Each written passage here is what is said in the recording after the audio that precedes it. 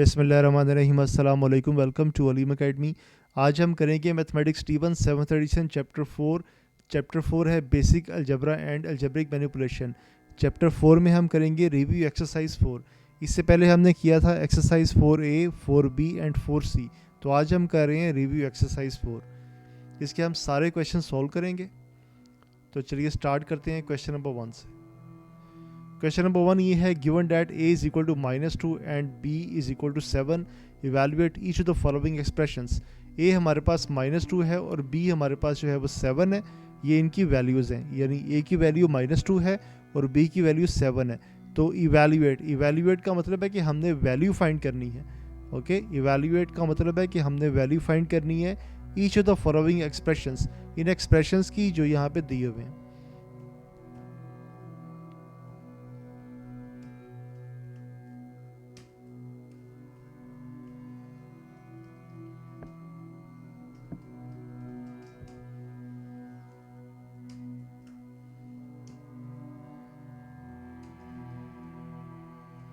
Okay, पहले हम ये वैल्यूज नोट कर लेते हैं जो हमारे पास गिवन है।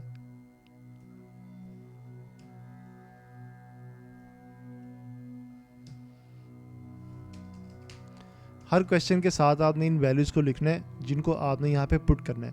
पहले आपने वैल्यूज़ लिखनी, क्वेश्चन लिखा 4a + 5b, फिर आपने वैल्यूज़ लिखनी given that a is equal to -2 and b is equal to 7। अब आपने क्या करना है कि आपने क्वेश्चन लिखना है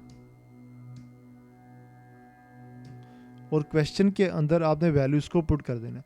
जहाँ पर a आ रहा है उसकी जगह पे आप a की वैल्यू यानी कि -2 लिख दें, और जहाँ पर b आ रहा है उसकी जगह पर आप उसकी वैल्यू यानी कि 7 लिख दें।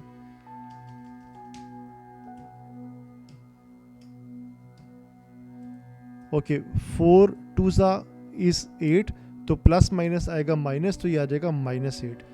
5 7 35। याद रखें ब्रैकेट का मतलब होता है मल्टीप्लिकेशन, तो ये आ जाएगा 35। 35 में से आपने 8 को माइनस करना है। 35 में से 10 माइनस किए 25, 25 में 2 प्लस किए तो आ जाएगा 27, यानी कि 35 - 8 का आंसर आ जाएगा +27। और प्लस क्यों आएगा? क्योंकि बड़ा नंबर जो 35 है उसका साइन प्लस का है, इसलिए +27 आएगा। +27 लिखें या सिर्फ 27 लिखें, एक ही बात है।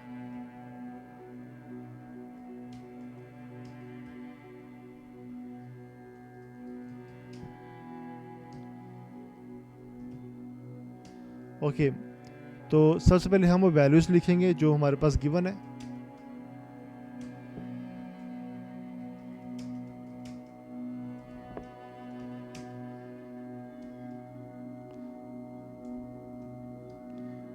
a is equal to -2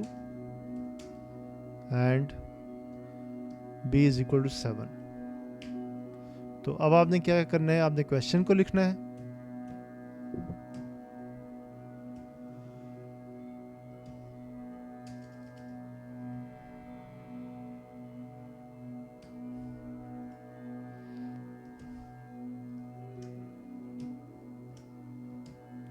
और अब आप क्या करेंगे, यहाँ पर क्वेश्चन के बाद आप इसकी वैल्यू पुट कर दें।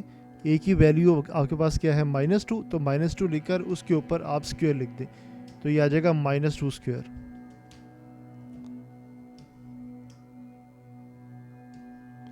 ओके, -2 का जब स्क्वायर लेंगे तो माइनस का स्क्वायर लेंगे तो वो हो जाएगा प्लस, और 2 का स्क्वायर लेंगे तो आएगा 4, तो यहाँ पर आ जाएगा 4, 2 × 4। तो इसका आंसर आपके पास आ जाएगा 4 2 8। नेक्स्ट हमारे पास सी पार्ट है।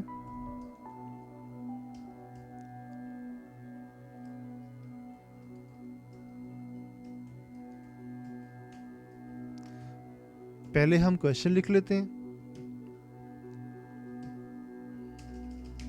और उसके बाद हम वो वैल्यूज लिख लेते हैं जो हमें गिवन है।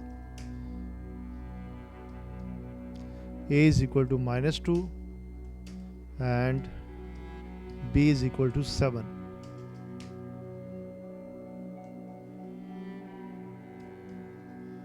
तो 2 के बाद हमारे पास क्वेश्चन है 2a होल स्क्वायर। तो 2 के बाद जो है वो a की वैल्यू आएगी, तो a हमारे पास है -2, तो इसका आ जाएगा होल स्क्वायर। ओके, अच्छा अब देखें ये जो अंदर ब्रैकेट के आ रहे हैं, ये दोनों टर्म्स आ रही हैं 2 और -2, तो ये आपस में मल्टीप्लाई हो रहे हैं। तो जब 2 को -2 से मल्टीप्लाई करेंगे तो इसका आंसर आ जाएगा -4।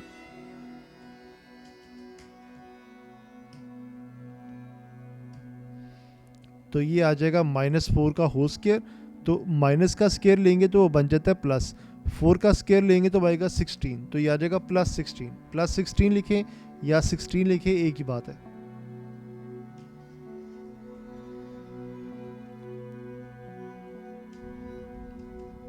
नेक्स्ट हमारे पास डी पार्ट है।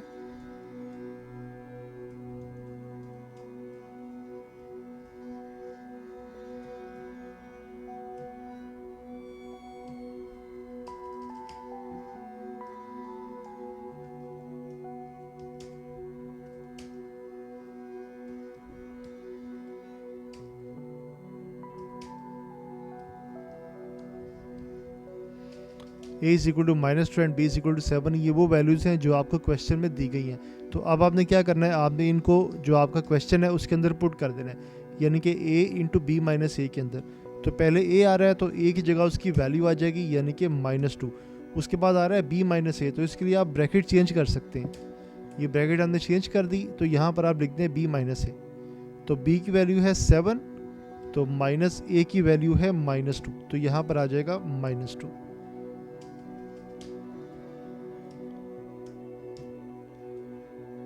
ओके जी, 7 माइनस माइनस होता है प्लस, तो ये बन जाएगा +2।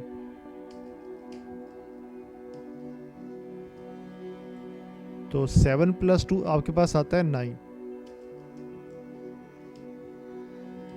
बेसिकली 9 जो है वो -2 के साथ मल्टीप्लाई हो रहा है, तो 9 2 होता है 18, तो प्लस माइनस आता है माइनस, तो इसका आंसर आ जाएगा -18। नेक्स्ट हमारे पास है ई part, b minus A square.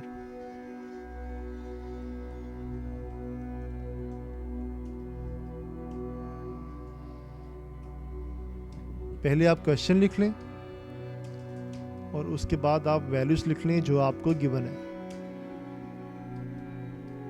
a is equal to -2 and b is equal to 7। तो अब आप क्या करें, आप क्वेश्चन में वैल्यूज को पुट कर दें। पहले आ रहा है b, यानी कि आ जाएगा 7, फिर आ रहा है माइनस, और उसके बाद आ रहा है a स्क्वायर, a की वैल्यू है -2, तो ये यहाँ पे आ जाएगा -2 का होल स्क्वायर।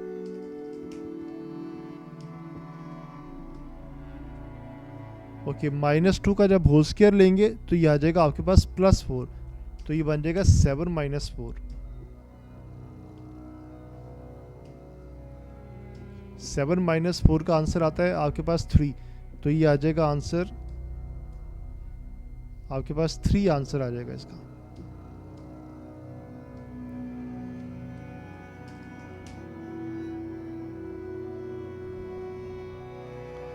F पार्ट है b minus a whole square.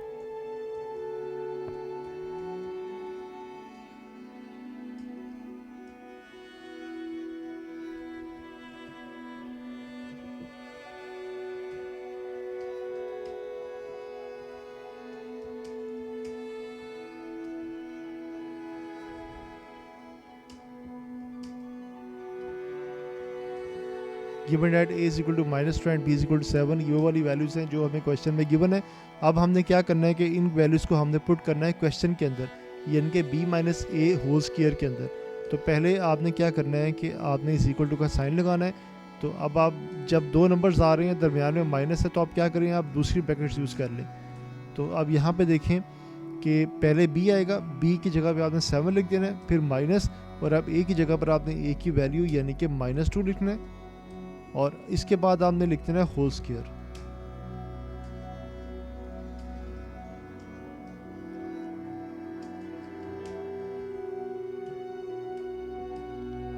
Okay ji, minus और माइनस बन जाता है प्लस, तो ये आ जाएगा +2।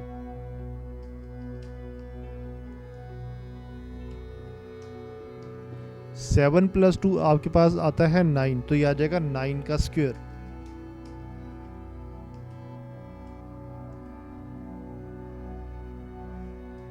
तो 9 का स्क्वायर हमारे पास आता है 81, तो 81 इस क्वेश्चन का आंसर आ जाएगा आपके पास। आगे चलते हैं, क्वेश्चन नंबर 2 है। क्वेश्चन 2 हमारे पास ये है, find the value of this when x is equal to 3, y is equal to -4 and z is equal to 2।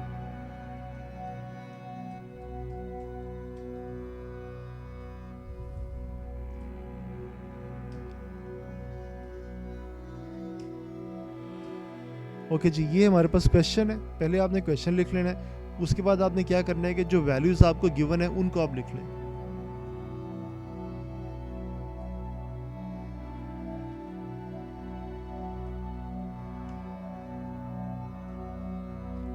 It is given that x is equal to 3, y is equal to -4 and z is equal to 2। ये तीन values हमें खुद question में दी हुई हैं। अब हमने क्या करना है, इन वैल्यूज को हमने क्वेश्चन में पुट कर देना है।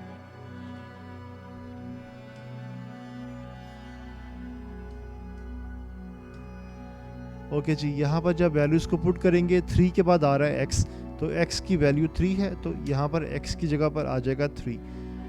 5 के बाद आ रहा है y², तो y की वैल्यू आपके पास जो है वो -4 है, तो ये आ जाएगा -4 का होल स्क्वायर। उसके बाद x की जगह पर आ जाएगी इसकी वैल्यू 3, और y की जगह पर आ जाएगी उसकी वैल्यू -4, और z की जगह पर आ जाएगी उसकी वैल्यू 2।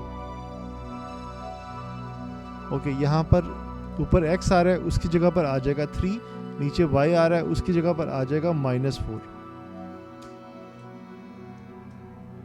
और उसके बाद यहाँ पर y आ रहा है, तो यहाँ पर आ जाएगा -4 का होल स्क्वायर, और उसके बाद नीचे z आ रहा है, तो यहाँ पर z की जगह पर आ जाएगा इसकी वैल्यू यानी कि 2।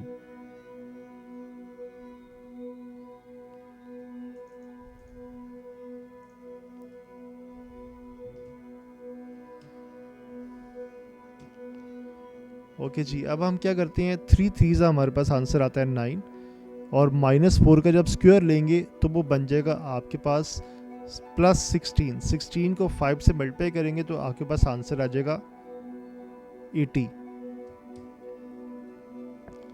और अब आपने क्या करना है, इनको मल्टीप्लाई करना है।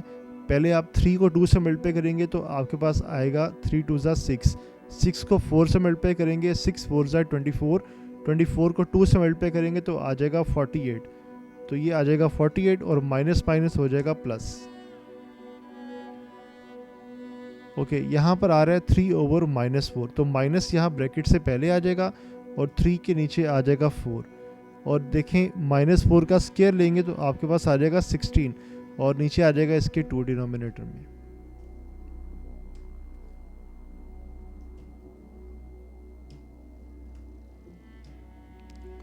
ओके जी, अब आप क्या करें कि इनको प्लस माइनस कर लें। प्लस माइनस करने से हमारे पास आएगा -23, और यहाँ पर क्या करेंगे हम कि 2 8 ज़ा 16, तो ऊपर आपके पास आ जाएगा 8 और नीचे आ जाएगा 1, बिकॉज 2 1 ज़ा 2। तो अब हमने नीचे 1 इसलिए लगाया कि हम यहाँ पे इनका एलसीएम लेंगे 3/4 का और 8/1 का, तो यहाँ पे 1 लगाने से एलसीएम लेना ईजी हो जाएगा आपके लिए।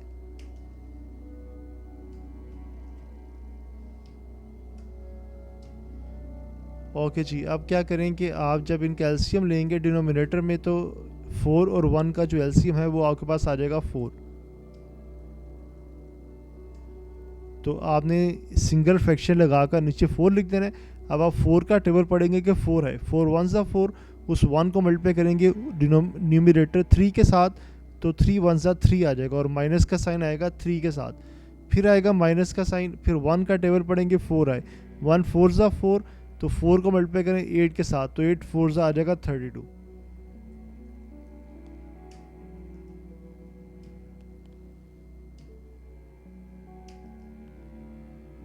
ओके जी, तो अब देखें 32 और 32 में 3 प्लस करेंगे तो आ जाएगा -35, तो -35/4 आ जाएगा आपके पास।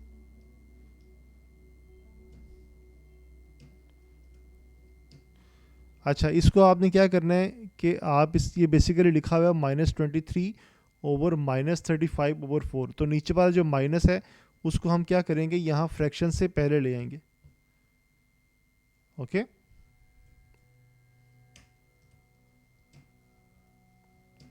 तो अब देखें जो माइनस है वो माइनस से कैंसिल हो जाएगा, तो आपके पास आ जाएगा 23/35/4।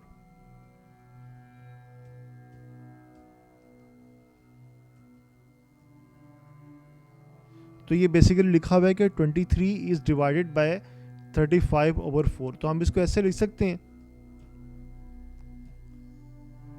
35/1 डिवाइडेड बाय 35/4। ओके, ये ऐसे लिखा हुआ है कि 23 इज डिवाइडेड बाय 35/4। ओके जी, अब जब आप इस डिवीजन को आप कन्वर्ट करेंगे मल्टीप्लिकेशन में, तो क्या होगा कि जो नेक्स्ट नंबर है, जो फ्रैक्शन है, उसका रेसिप्रोकल आ जाएगा, यानी 4 जो है वो ऊपर आ जाएगा और 35 जो है वो नीचे आ जाएगा।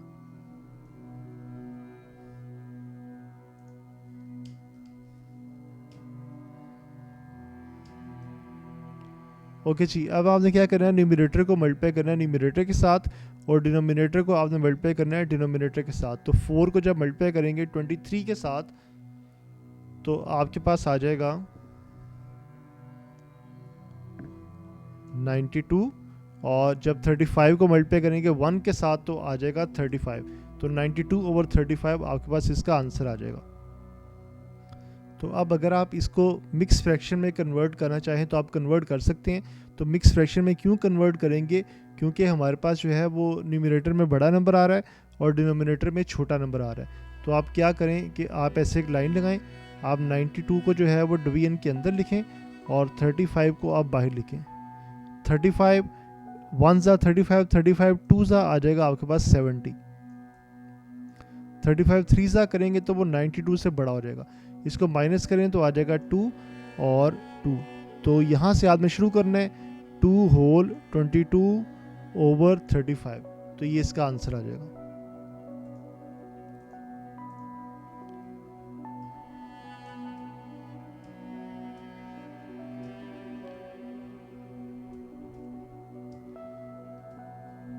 Two whole 22/35।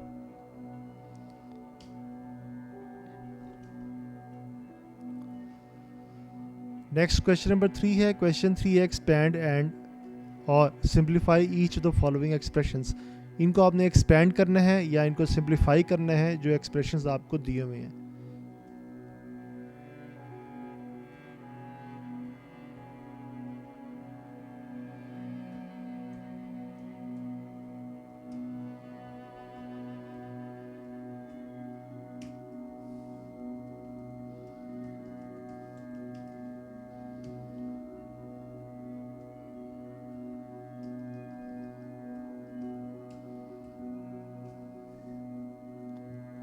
तो चलिए स्टार्ट करते हैं ए पार्ट को। तो पहले आपने क्वेश्चन को जो है वो लिख लेना है।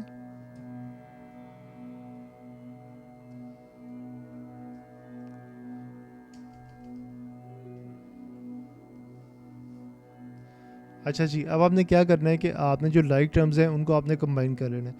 ये जो ए बी है 4AB, ये आ जाएगा 3AB के साथ,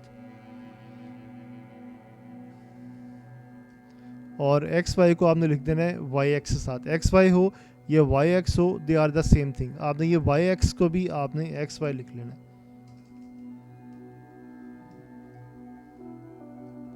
ओके, 3AB प्लस 4AB आपके पास आंसर आ जाएगा 7AB, और -5 प्लस 2 इसका आंसर आ जाएगा -3XY।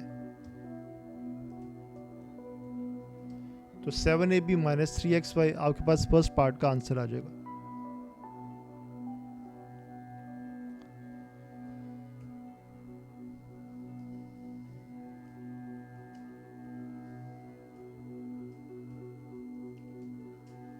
सेकंड पार्ट पे चलते हैं।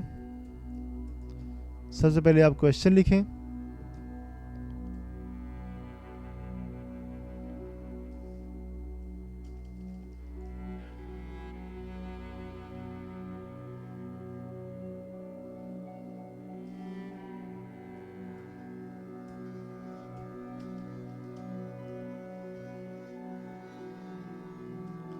ओके जी, 4 को मल्टीप्लाई करेंगे 3p माइनस 5q के साथ।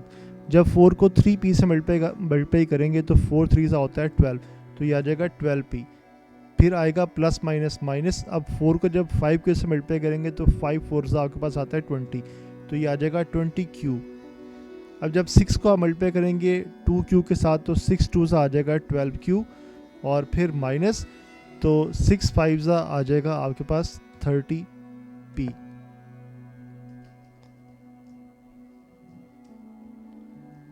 अब आप क्या करेंगे, लाइक टर्म्स को आप कंबाइन कर लें, 12p और 30p को इकट्ठा लिख लें,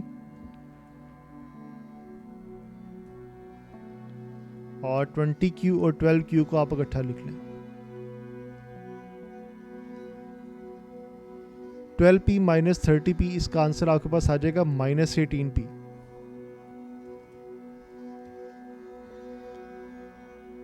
और माइनस 20 प्लस 12 का आपके पास आंसर आ जाएगा माइनस 8q।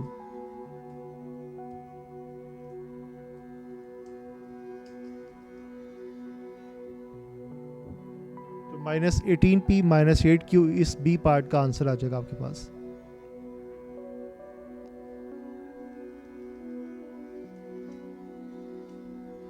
जो टीचर्स या ट्यूटर्स हमारी इस वीडियोस को देख रहे हैं उनको बता दें कि जो पाकिस्तान में सबसे ज़्यादा ट्यूशन आती है वो इसी मैथमेटिक्स की आती है, मैथमेटिक्स D1 की, क्योंकि ये मैथमेटिक्स D1 क्लास 6 से शुरू होता है और ये क्लास 10 तक चलता है। तो इसलिए आप इन वीडियोस को अच्छी तरह से देखा करें, इनको सीखा करें, ताकि आपको ओ लेवल्स का मैथमेटिक्स पढ़ाना आए।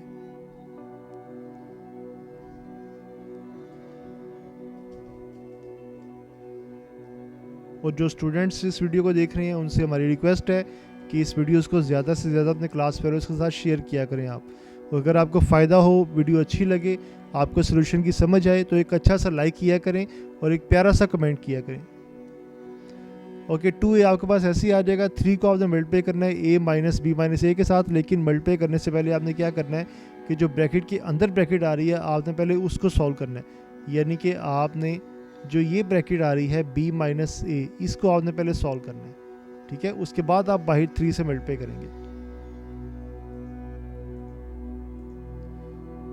तो सॉल्व करने का मतलब है कि आपने इसको एक्सपेंड करना है। जब एक्सपेंड करें तो आपके पास आ जाएगा b और फिर आ जाएगा प्लस a, और यहाँ पर आप 7 को मल्टीप्लाई कर दें 2b माइनस a के साथ, सो 7 2 सा 14b और माइनस 7 मल्टीप्लाई a, आंसर आ जाएगा 7a।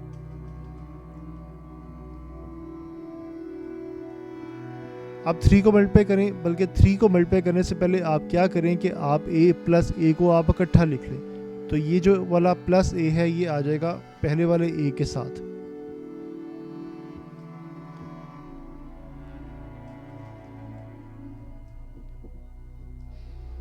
टू a प्लस 3 को मल्टीप्लाई करेंगे, ये बन जाएगा आपके पास 2a minus b।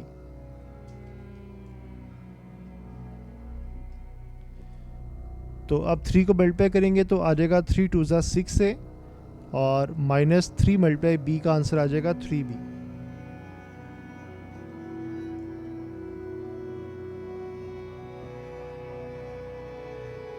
To a को आप कंबाइन करें, यहाँ पर जो 7a आ रहा है इसको आप लिखें a के साथ, और 3b और 14b आपके पास अलग से आ जाएगा। 2a प्लस 6 से आ जाएगा 8a, 8a माइनस 7a आ जाएगा 1a, तो 1a को आप सिंपल लिखते हैं a। Minus 3b plus 14b का आंसर आपके पास आ जाएगा प्लस 11b। तो a प्लस 11b इस क्वेश्चन का फाइनल आंसर आ जाएगा आपके पास। नेक्स्ट हमारे पास डी पार्ट है।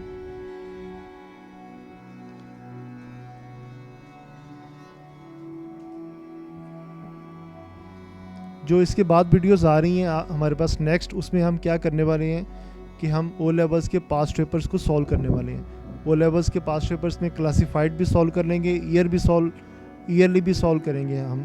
तो हमारे साथ रहा करें, इन वीडियोस को ज़्यादा से ज़्यादा देखा करें आप। तो ऐसे बच्चे जो कमिंग मई अप्रैल में अपीयर हो रहे हैं ओ लेवल्स में, उनके लिए गुड लक। तो हमारे चैनल से आप सॉल्यूशन देखें, पहले खुद ट्राई किया करें क्वेश्चंस को, नहीं होते तो फिर आप यहाँ से देखा करें। हमारी कोशिश होती है कि आपको बहुत ही आसान तरीके से सोल्यूशन समझाएं। ओके जी, आप ब्रैकेट एक्सपेंड करेंगे तो ब्रैकेट एक्सपेंड करने से क्या होगा कि आप यहाँ भी इसकी ब्रैकेट एक्सपेंड कर सकते हैं। तो पहले स्टेप में क्वेश्चन लिखें, उसके वेरी नेक्स्ट स्टेप में आप इसका सोल्यूशन स्टार्ट कर दिया करें। तो ये ब्रैकेट एक्सपेंड करेंगे, आ जाएगा यहाँ पर -4x और फिर आएगा +5y। फिर यहाँ पर ब्रैकेट एक्सपेंड करेंगे तो आ जाएगा -3 2 6x और माइनस माइनस प्लस, तो 4 2 आ जाएगा 8y। तो आप देखें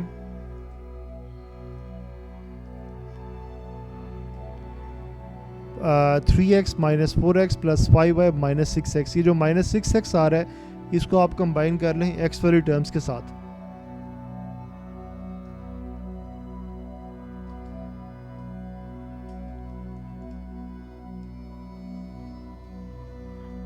ओके, 3x माइनस 4x का आंसर आ जाएगा -1x, -1x माइनस 6x का आंसर आ जाएगा -7x। तो ये आ जाएगा -7x plus 5y plus 18 plus 8y का आंसर आ जाएगा 8 एंड 5 13y। तो ये बन जाएगा 13। अब ब्रैकेट एक्सपेंड कर दें, -2 का मल्टीप्लाई करेंगे तो -2 मल्टीप्लाई 7 7 2 14, तो ये आ जाएगा 14x और माइनस माइनस हो जाएगा प्लस, फिर प्लस माइनस आएगा माइनस और 13 2 26y। 14x माइनस 26y इस क्वेश्चन का फाइनल आंसर आ जाएगा आपके पास। नेक्स्ट हमारे पास ई पार्ट है।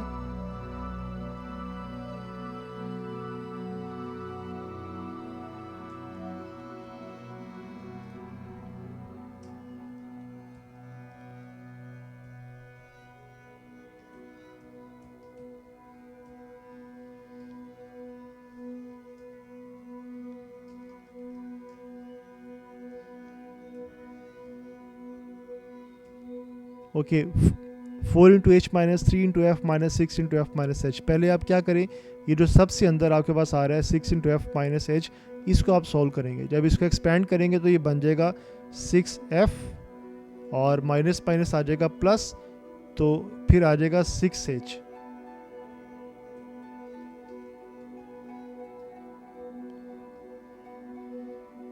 ओके जी, अब आप क्या करेंगे, f माइनस 6f आपके पास बन जाएगा -5f।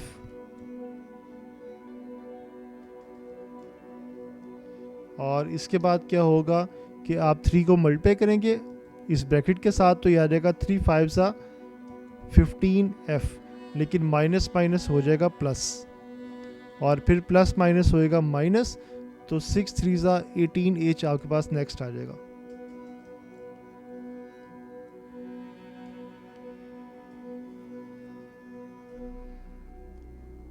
-18h को आप जो है वो कन्वर्ट कर लें h के साथ।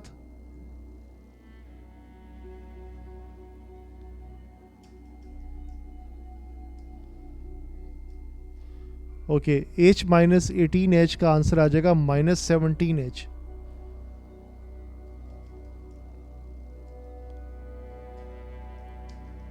फोर को पहले मल्टीप्लाई करेंगे 17h के साथ, तो ये आ जाएगा -68h और फिर आ जाएगा plus 15 4 60f।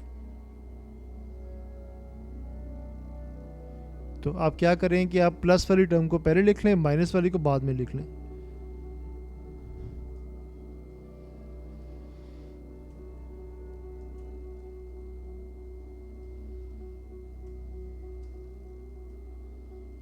-60f minus 68h आपके पास इस क्वेश्चन का फाइनल आंसर आ जाएगा।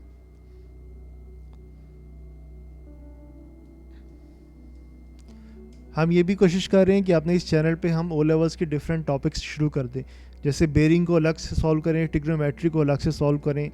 इस तरह से सारे टॉपिक्स हम अलग अलग से भी जो है वो यहाँ पर अपलोड करें।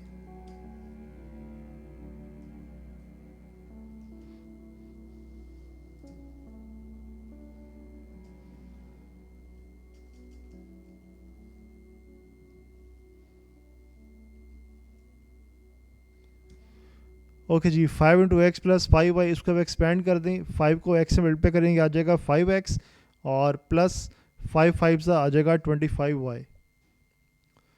तो अब आप क्या करेंगे, जो सबसे अंदर ब्रैकेट आ रही है आप इसको एक्सपेंड करें, 3 को x से मल्टीप्लाई करेंगे तो आ जाएगा आपके पास 3x और माइनस माइनस बन जाएगा प्लस, तो 3 2 ज़ा 6y आ जाएगा आपके पास।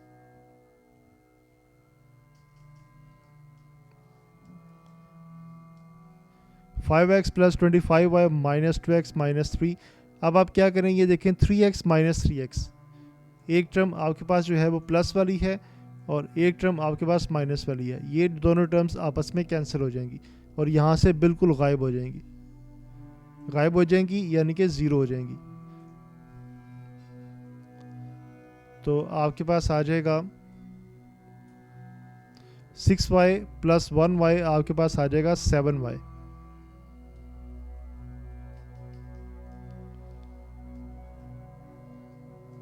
Five x plus 25y minus के बाद आप क्या करें कि इसको एक्सपेंड कर लें तो ये बन जाएगा 2x और माइनस माइनस होता है प्लस, तो फिर आ जाएगा 7y।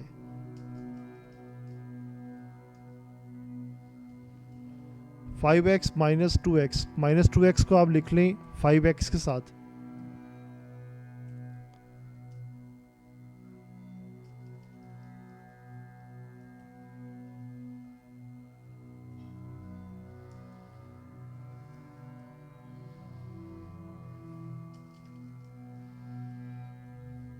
ओके जी, 5x माइनस 2x का आंसर आपके पास आ जाएगा 3x और 25 प्लस 7 का आंसर आपके पास आ जाएगा 32y। 3x प्लस 32y इस क्वेश्चन का फाइनल आंसर आ जाएगा आपके पास।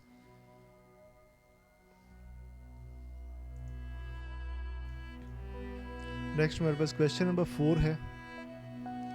क्वेश्चन नंबर 4 ये है, express each of the following as a fraction in its simplest form. हमने इनको एक्सप्रेस करना है इनकी फ्रैक्शंस में और सिंपलेस्ट फॉर्म में, यानी इनको हमने सॉल्व भी करना है और फिर सिंपलेस्ट फॉर्म में इनका आंसर हमने देना है।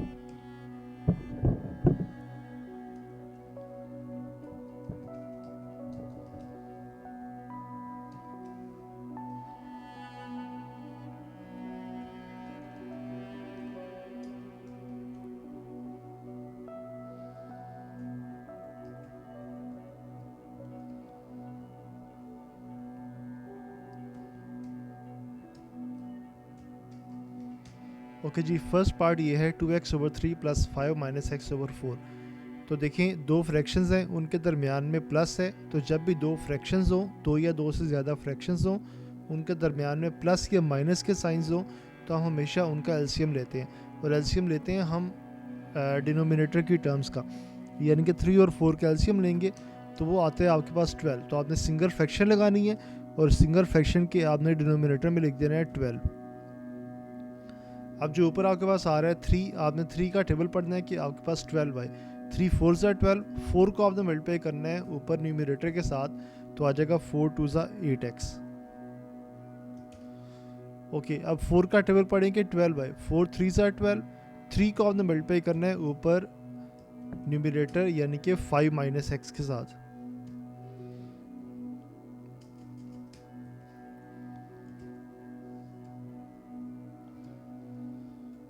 ओके, 8x प्लस 3 को मल्टीप्लाई करेंगे 5 माइनस एक्स के साथ, तो आ जाएगा आपके पास 15 माइनस 3 मल्टीप्लाई x आ जाएगा आपके पास 3x।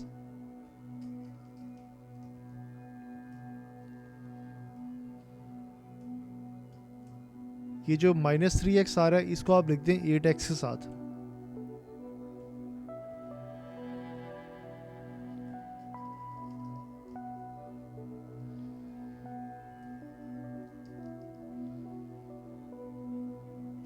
Okay, 8x minus 3x आपके पास आ जाएगा 5x, तो ये आ जाएगा 5x प्लस 15 ओवर 12। अब आप 5x और 15 में से आप 5 कॉमन ले सकते हैं, लेकिन अगर आप 5 कॉमन लेंगे तो कॉमन लेने का फ़ायदा आपको ये होगा कि आप 5 और 12 को कैंसिल कर सकते हैं, लेकिन 5 और 12 कैंसिल नहीं होते, इसलिए आप कॉमन ना लें, आप इस तरह से इसको रहने दें, यानी 5x प्लस 15 ओवर 12, इसी तरह से इसका फाइनल आंसर आ जाएगा। लेकिन अगर कॉमन लेने से कोई चीज़ कैंसिल होती है, कोई सिंपलेस्ट फॉर्म होती है, तो फिर हम कॉमन लेते हैं, वरना हम नहीं लेते। ओके जी, बी पार्ट हमारे पास है x minus y over 8 minus 3x minus 2y over 12। दो फ्रैक्शंस हैं, दरमियान में उनके माइनस है, तो आप क्या करें, आप इनको इनका एलसीएम लेंगे आप। तो एलसीएम जब लेंगे तो आपने लेना है 12 और 8 का एलसीएम।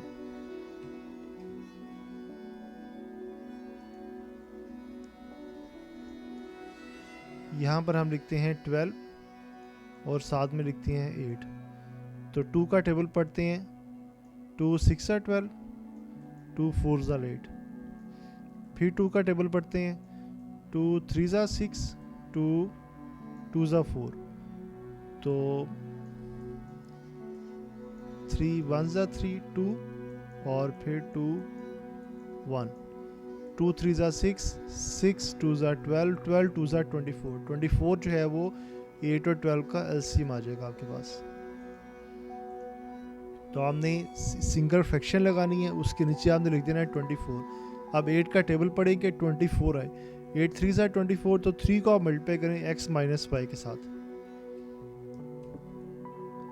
फिर आएगा माइनस का साइन। 12 का टेबल पढ़ेंगे, 24 है, 12 2 24, तो 2 को आप मल्टीप्लाई करें न्यूमरेटर यानी कि 3x माइनस 2y के साथ।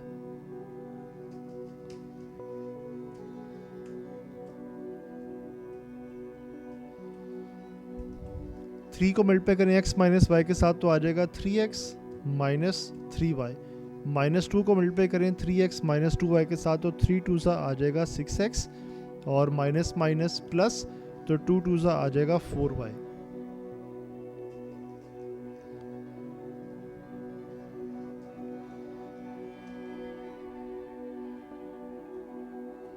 ये माइनस 6x आप यहाँ से जो है वो इसको ख़त्म कर दें और आप इसको लिखें 3x के साथ, क्योंकि x वाली टर्म्स को हमने अलग कर लिया है और y वाली टर्म्स को हमने अलग कर लिया है। 3x माइनस 6x का आंसर आ जाएगा माइनस 3x, और माइनस 3y प्लस 4y का आंसर आ जाएगा plus y। Minus 3x plus y over 24 इस क्वेश्चन का फाइनल आंसर आ जाएगा। नेक्स्ट हमारे पास है सी पार्ट।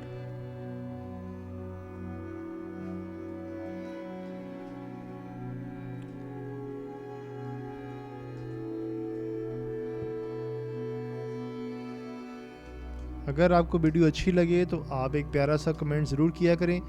आपके कमेंट से हमें हौसला अफजाई मिलती है और हम और इससे अच्छा काम करते हैं आपके लिए।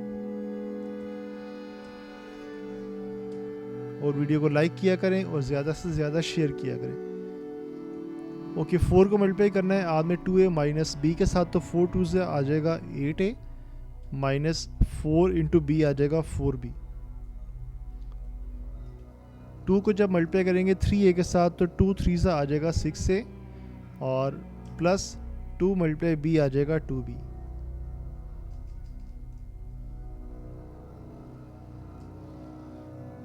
ओके, अब देखें दो फ्रैक्शंस हैं, उनके दरमियान में माइनस है, तो हम क्या करेंगे, इनका एलसीएम लेंगे। 5 और 3 का जब एलसीएम लेंगे तो आपके पास आ जाएगा 15। 3 का टेबल पढ़ेंगे, 15 आए, 3 5 15, तो 5 को मल्टीप्लाई करेंगे आप न्यूमरेटर यानी कि 8a माइनस 4b के साथ। उसके बाद आएगा माइनस का साइन। 5 का टेबल पढ़ेंगे, 15 आए, 5 3 15, 3 को आप मल्टीप्लाई करेंगे न्यूमरेटर यानी कि 6a प्लस 2b के साथ।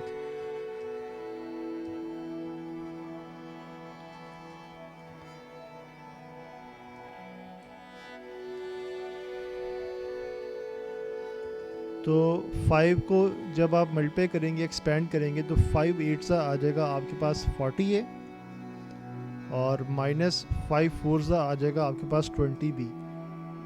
फिर माइनस 3 को जब आप मल्टीप्लाई करेंगे 6a के साथ, तो आ जाएगा 6 3 18a, और प्लस माइनस होता है माइनस, तो 3 2 आ जाएगा 6b।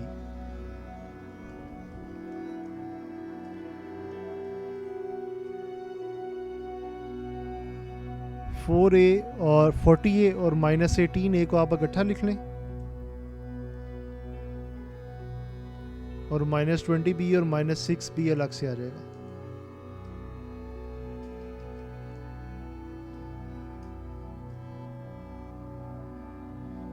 -40a -18a का आंसर आपके पास आ जाएगा 12a, सॉरी 18 + 2 20, तो ये आ जाएगा 22a, और -20 और -6b का आंसर आ जाएगा -26b।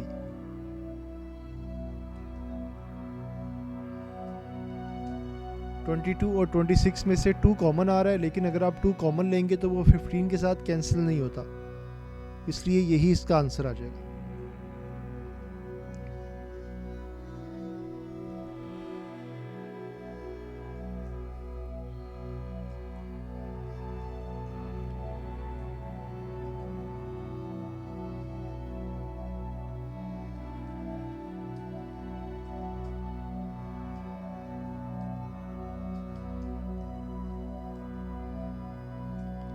ओके जी, नेक्स्ट क्वेश्चन हमारे पास ये है h + f/3 - f + k/2 + 4k - 5/4k - h/5। 3 fractions हैं, उनके दरमियान में प्लस माइनस है, तो जब भी फ्रैक्शंस के दरमियान प्लस माइनस हो तो हम हमेशा उनका एलसीएम लेते हैं। 3, 5 और 2 का आपने एलसीएम लेना है। 3, 5 और 2 किसी भी सेम टेबल में नहीं आते, तो हम क्या करेंगे, हम सिर्फ इनको मल्टीप्लाई करेंगे, मल्टीप्लिकेशन से जो आंसर आएगा वही इनका एलसीएम होगा। तो 5 2 ज़ा 10 और 10 3 ज़ा 30, तो इनका एलसीएम आ जाएगा 30। सिंगल फ्रैक्शन आपने लगानी है और नीचे आपने लिख देना है 30। ऊपर आपने क्या करना है कि आपने 3 का टेबल पढ़ना है कि 30 आए। 3 10 ज़ा 30, 10 को आपने मल्टीप्लाई करना है न्यूमरेटर यानी कि h + f के साथ, माइनस का साइन लगाना है। 2 का टेबल पढ़ना है कि 30 आए। 2 15 ज़ा 30, 15 को आपने लिखना है और मल्टीप्लाई करना है आपने इसको f + k के साथ, प्लस 5 का टेबल पढ़ेंगे 30 आए। 5 6 ज़ा 30, तो 6 को आपने मल्टीप्लाई करना है न्यूमरेटर यानी कि 4h - k के साथ।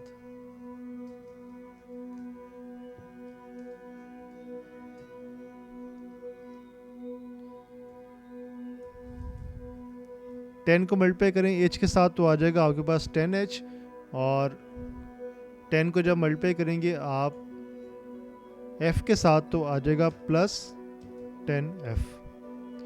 -15 को f से मल्टीप्लाई करेंगे तो आ जाएगा आपके पास -15f और -15k।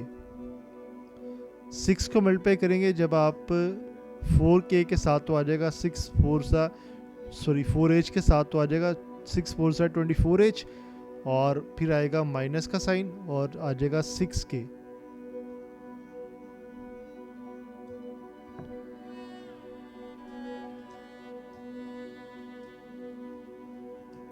लाइक टर्म्स को आप कंबाइन करें, लाइक टर्म्स को कंबाइन करेंगे तो 10h के साथ आपके पास आ जाएगा 24h,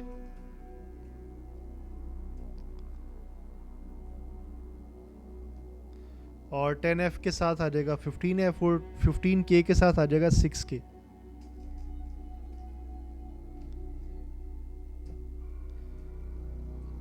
(10h + 24h) आपके पास आ जाएगा 34h, और 10 - 15 आपके पास आ जाएगा, ये आ जाएगा -5f,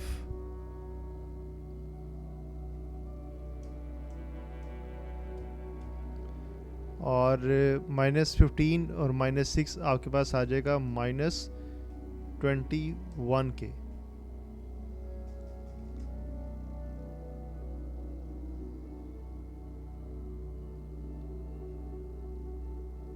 तो 34h - 5f - 21k/30 आपके पास इस क्वेश्चन का फाइनल आंसर आ जाएगा।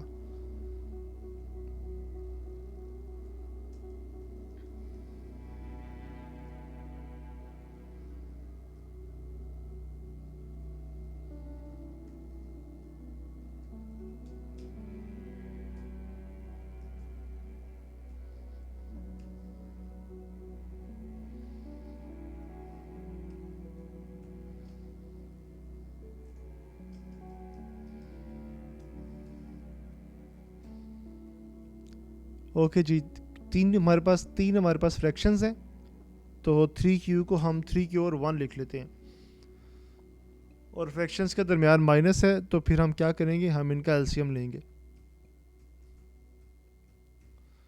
एलसीएम आपने लेना है 5, 6 और 1 का। 5, 6 और 1 का एलसीएम लेंगे तो आपके पास आ जाएगा 30। तो आपने 30 यहाँ पे लिख देना है सिंगल फ्रैक्शन लगाकर। तो अब आपने जो है वो 30 को मल्टीप्लाई करेंगे 3q के साथ। 33 सा आपके पास आ जाएगा,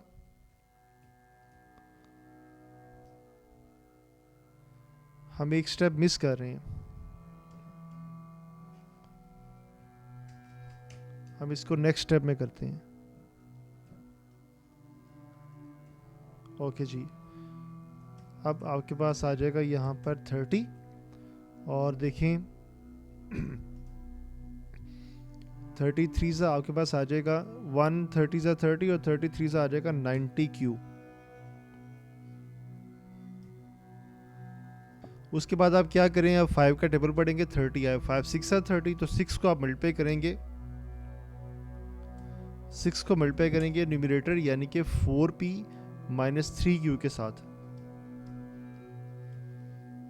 उसके बाद फिर माइनस का साइन आएगा, 6 का टेबल पढ़ेंगे, 30 आया, 6, 5 सा 30, तो 5 को मल्टीप्लाई करेंगे आप न्यूमरेटर यानी कि q माइनस 4p के साथ।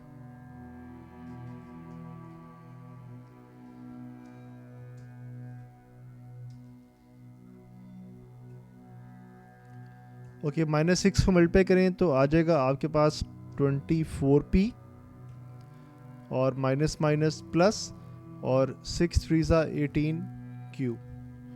फिर माइनस को मल्टीप्लाई करेंगे माइनस 5 को तो आ जाएगा 5q, और माइनस माइनस प्लस 5 4 सा 20p।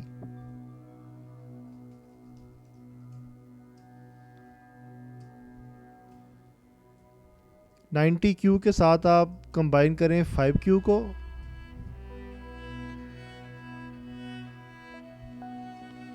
और इसके अलावा आप कंबाइन करें 18q को।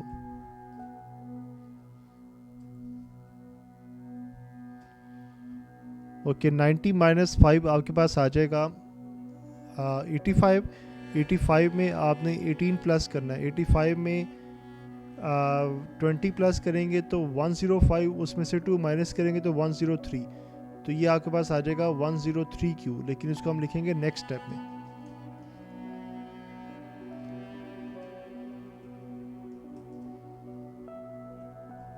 (103q). ओके, माइनस 24 प्लस 20 का आंसर आ जाएगा -4, -4p इसका आंसर आ जाएगा।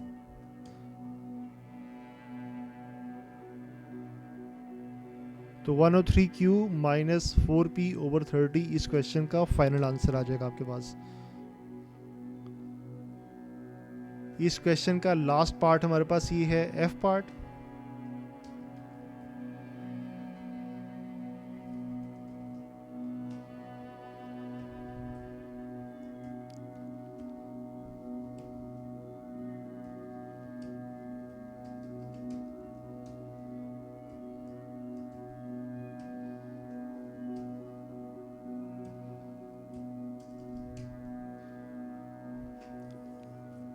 ओके जी, 4 इंटू एक्स माइनस 5 ओवर 7 आपके पास ऐसे ही रहेगा, और आप ऐसे रहने की बजाय आप क्या करें, आप 4 को मल्टीप्लाई कर दें, तो ये बन जाएगा 4x माइनस 4 5 सा 20, और यहाँ पर 5 को मल्टीप्लाई कर दें तो ये आ जाएगा 5x माइनस 5y, और फिर नेक्स्ट स्टेप में आप इनके एलसीएम ले लें। एलसीएम लेंगे हम 21 और 6 का, तो देखते हैं कि 21 और 6 का एलसीएम हमारे पास क्या आता है। यहाँ पर लिखें 21 और यहाँ लिखें 6, 3 के टेबल पे डिवाइड करें, 3 7 सा 21, 3 2 सा 6, 7 और 2 किसी सेम टेबल में नहीं आते, तो आप यहीं से ही एलसीएम इसका डायरेक्ट निकाल सकते हैं। तो 7 3 सा 21, 21 2 सा 42, तो 42 इसका एलसीएम आ जाएगा। तो जब आपने एलसीएम लेना है तो आपने सिंगल फ्रैक्शन लगानी है, और उसके नीचे आपने लिख देना है एलसीएम 42। 6 का टेबल पढ़ेंगे 42 है, 6 7 सा 42, 7 को आप मल्टीप्लाई करें ऊपर न्यूमरेटर यानी कि 5x माइनस 5y के साथ, फिर आएगा प्लस का साइन। 21 का टेबल पढ़ेंगे 42y, 21 2 ज़ा 42, 2 को आप मल्टीप्लाई करें ऊपर न्यूमरेटर यानी कि 7x माइनस y के साथ।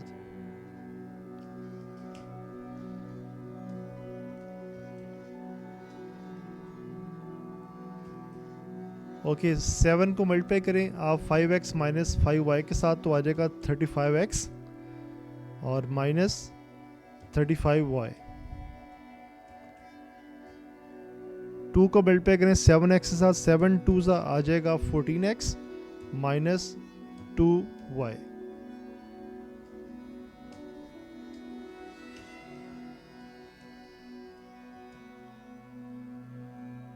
ओके जी, अब आप क्या करें, लाइक टर्म्स को आप कंबाइन कर लें। 14x को आप लिख लें 35x के साथ, और 35y और 2y आपके पास अलग से आ जाएगा।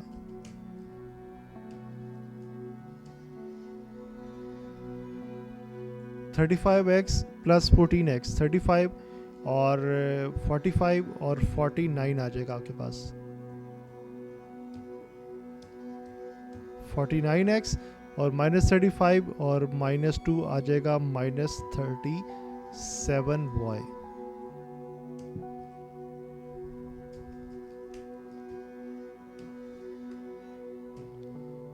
ओके जी, अब आपने क्या करना है कि आपने जो है वो इसकी ब्रैकेट आप ख़त्म कर दें।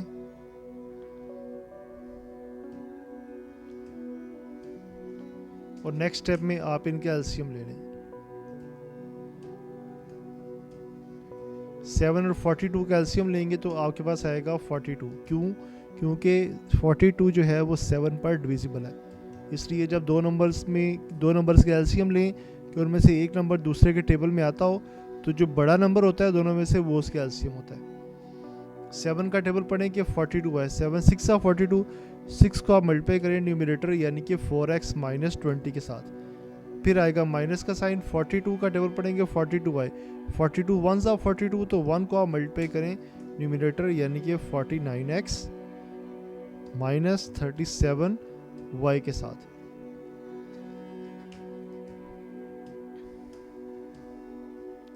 हम मैथमेटिक्स क्यों टाइप करते हैं? हम मैथमेटिक्स इसलिए टाइप करते हैं ताकि आपको अच्छी तरह से समझ आए। वाइट बोर्ड पे, ब्लैक बोर्ड पे, शीशे के ऊपर, ग्लास के ऊपर जब लिखें तो वर्ड्स क्लियर नज़र नहीं आते, लेकिन वर्ड्स कब क्लियर नज़र आते हैं? जब आपके पास टाइप्ड हों। तो इसलिए हम मैथमेटिक्स टाइप करते हैं ताकि आप अच्छी तरह से लर्निंग करें इसकी। ओके 6 को मल्टीप्लाई करेंगे 4x माइनस 20 के साथ, 6 4 ज़ा आ जाएगा 24x और माइनस 6 26 आ जाएगा, 6 2 ज़ा 12 120। तो ये आपके पास आ जाएगा जनाब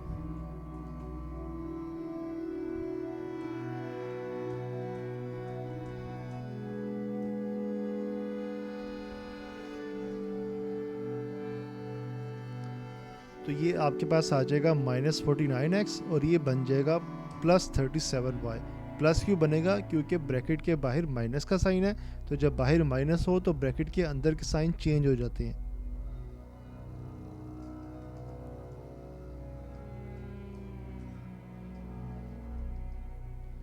ओके जी, अब आप क्या करें कि आप लाइक टर्म्स को कंबाइन कर लें।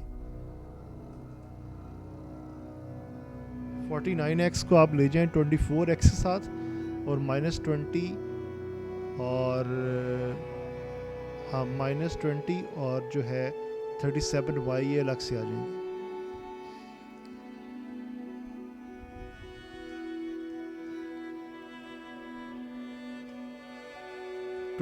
में से 49 माइनस करेंगे तो नहीं होंगे, तो 49 में से 24 माइनस करेंगे तो आपके पास माइनस के साइन के साथ आ जाएगा 25x।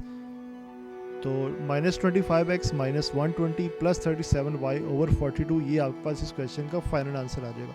इसको अरेंज करने के लिए आप क्या करेंगे, प्लस वाली टर्म्स को पहले लिख लें, माइनस वाली टर्म्स को बाद में लिख लें। लेकिन अगर आप ना भी लिखेंगे तो फिर भी आपका ये आंसर ठीक है।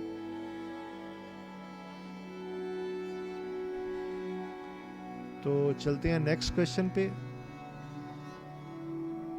नेक्स्ट हमारे पास है क्वेश्चन नंबर 5। क्वेश्चन नंबर 5 ये है factorise each of the following expressions completely. हमने इन एक्सप्रेशंस को फैक्टराइज करना है।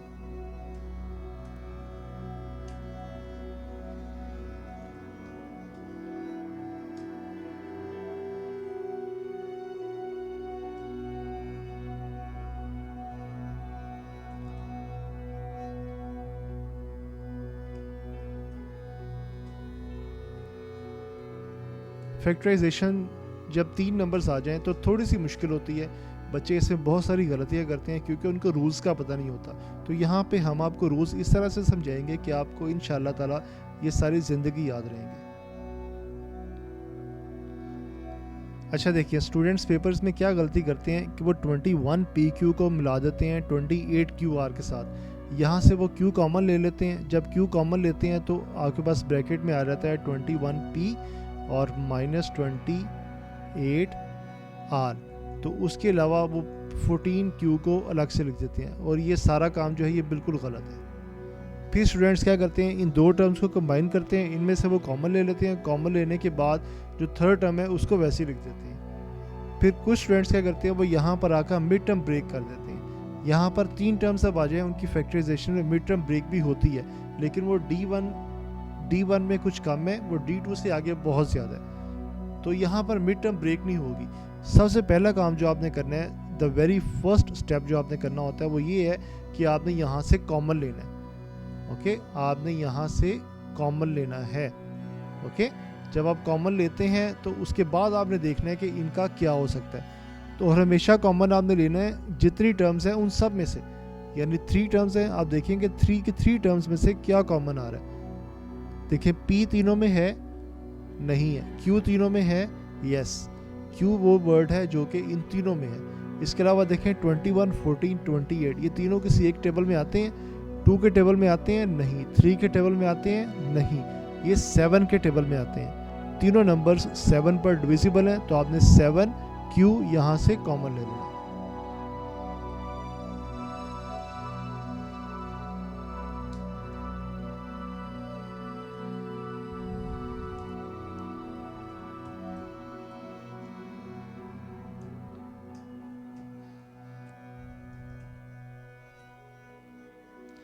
ओके, 7Q जब आप कॉमन लेंगे तो ब्रैकेट के अंदर क्या आएगा, 7 3s 21, यहाँ पे 3 आ जाएगा और Q बाहर आ गया तो साथ में P अंदर आ जाएगा। प्लस फिर आपने क्या करना है कि आपने 7 का टेबल पढ़ना है कि 14 आए। 7 2s 14, ओके, और Q ऑलरेडी बाहर है तो सिर्फ 2 आएगा यहाँ पे। फिर माइनस का साइन, अब 7 का टेबल पढ़ेंगे 28 आए। 7 4s 28, Q ऑलरेडी बाहर है तो यहाँ पर आ जाएगा R।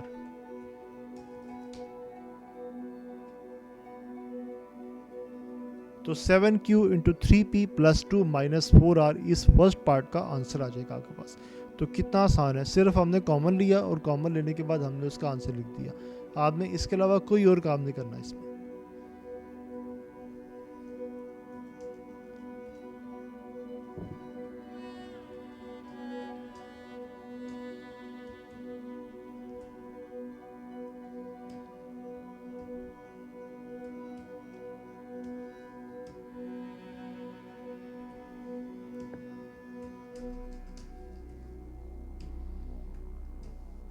Okay, 4x minus 8 into y minus 2z। पहले आप क्वेश्चन लिख लिया करें, उसके बाद उसके साथ इज इक्वल टू का साइन लगा दिया करें। तो देखें, आपने पहले 8 को मल्टीप्लाई करना है। जब 8 को मल्टीप्लाई करेंगे y के साथ तो आ जाएगा 8y, फिर माइनस माइनस होता है प्लस, तो 8 2 आ जाएगा 60z।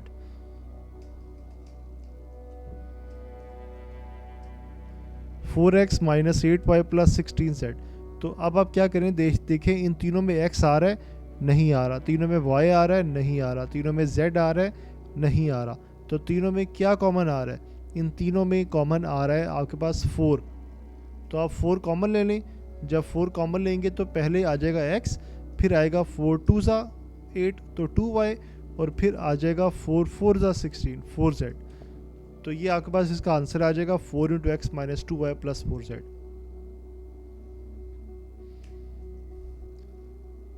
नेक्स्ट हमारे पास क्वेश्चन नंबर 6।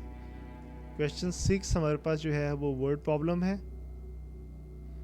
और पूरे दुनिया जहान के बच्चों की एक ही प्रॉब्लम है, वो है वर्ड प्रॉब्लम।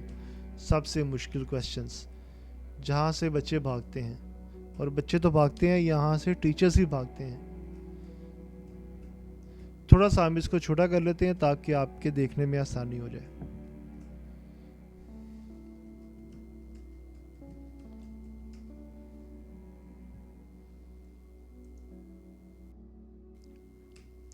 क्वेश्चन नंबर 6 हमारे पास ये है, a collection of coins contains only 10 cent and 5 cent coins. फ़र्ज़ कर लें कि ये हमारे पास एक बैग है, इसके अंदर हमारे पास जो है वो 5 सेंट और 10 सेंट, ये दो तरह के हमारे पास कॉइन्स हैं इसके अंदर। अच्छा, there are x 5 cent coins in the collection.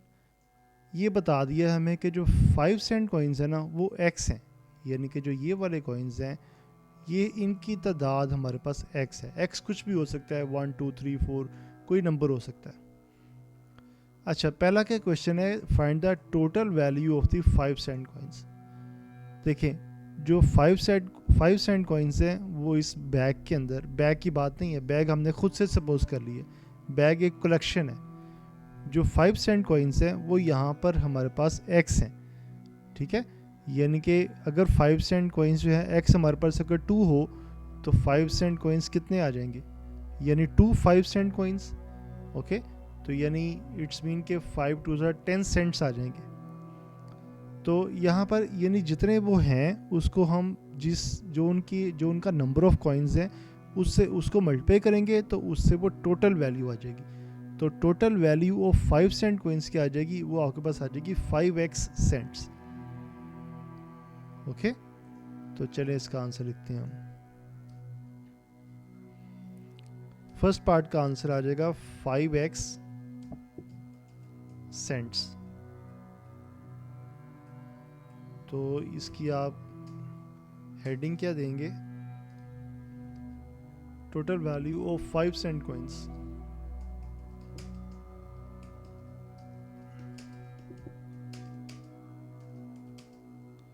Total value of 5 cent coins is equal to, ये आपके पास आ जाएगा 5x सेंट्स, ओके। तो ये आपके पास हो गया ए पार्ट। अच्छा जी, नेक्स्ट हमारे पास है the total value of 10 cent coins if there are 3 times as many 10 cent coins as 5 cent coins. देखें, अगर 5 सेंट कॉइन्स जो है ना वो हमारे पास x है ना, अगर हमारे पास जो है वो 5 सेंट कॉइन्स हमारे पास जो है वो अगर x हैं, तो वो कह रहा है कि the total value of 10 cent coins ये आपने फाइंड करनी है, okay. If there are 3 times as many as 10 cent coins as 5 cent coins, यानी जो 10 सेंट कॉइन्स हैं वो 5 सेंट कॉइन्स से 3 टाइम्स ज़्यादा हैं। यानी अगर 5 सेंट कॉइन्स हमारे पास अगर x हैं तो जो 10 सेंट कॉइन्स है ना वो हमारे पास आ जाएंगे 3x, ओके। 3 टाइम्स का मतलब है कि 3 multiply that number of 5 cent coins, ठीक है। 3 मल्टीप्लाई x आ जाएगा, उसको कहते हैं 3 टाइम्स।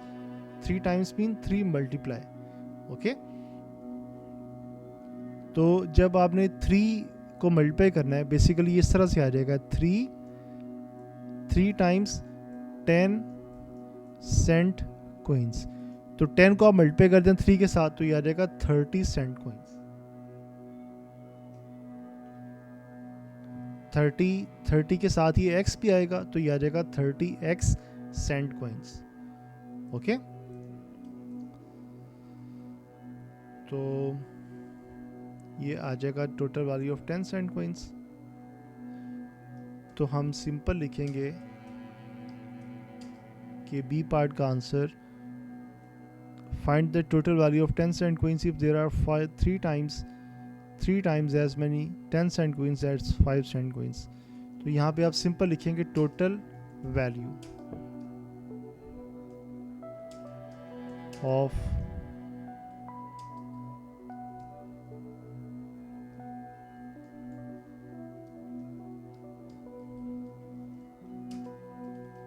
10 सेंट कॉइन्स, ये आपके पास आ जाएगी 30x सेंट्स।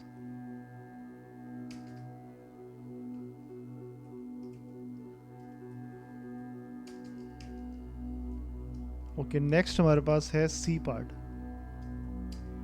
अच्छा, सी पार्ट में क्या कह रहा है, टोटल वैल्यू ऑफ द, यानी हमने क्या फाइंड करना है, ये फाइंड है, इसके बाद आएगा डायरेक्ट ये सी पार्ट। ठीक है, आप आपने ए और बी पार्ट को आपने भूल जाना है, आपने डायरेक्ट सी पार्ट सोल्व करना है। तो total value of the coins, अब हमने सारे कॉइन्स की टोटल वैल्यू फाइंड करनी है, यानी 5 सेंट कॉइन्स की भी और 10 सेंट कॉइन्स की भी। if there are 7 5 cent coins, यानी कि 7 5 cent coins हैं, okay, for every 3 10 cent coins, यानी अगर 3 जो हैं वो 10 cent coins हो तो उनके मुकाबले में, यानी कि उनके बराबर जो आते हैं 5 cent coins, वो आपके पास आते हैं 7। Okay, 7 5 cent coins is equal to 3 times 10 cent coins.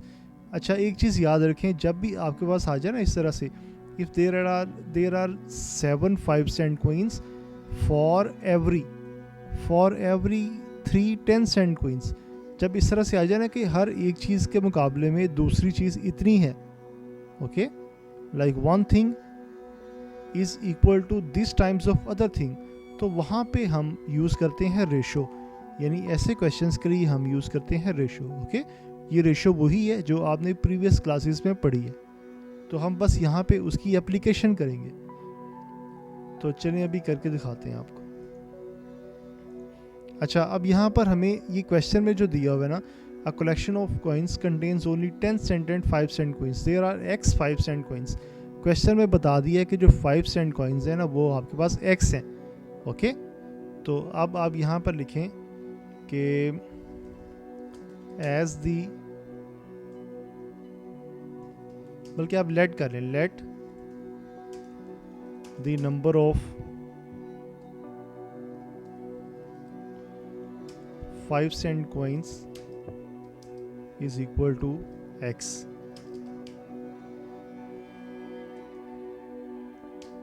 एक ये लेट कर लें और फिर लेट करें, लेट द नंबर ऑफ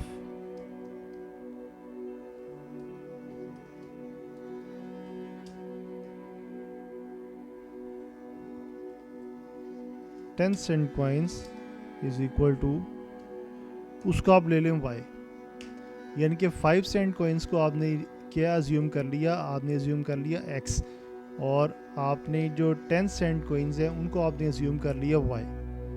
ठीक हो गया। अच्छा, तो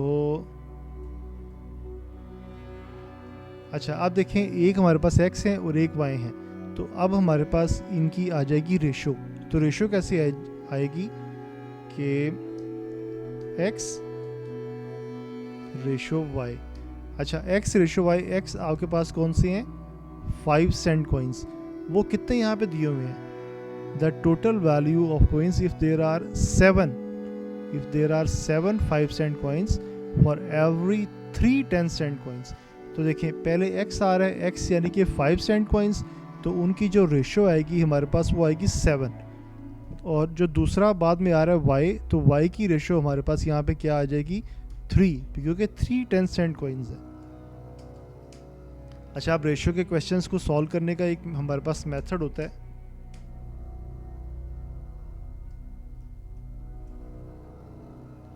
तो यहाँ पर हम क्या करेंगे, जब रेशो लिखा हो ना, तो ये रेशो जो है ना, x रेशो y का मतलब है कि x ओवर y, तो ये y इसके नीचे आ जाएगा। 7 रेशो 3 का मतलब है कि 7 ओवर 3।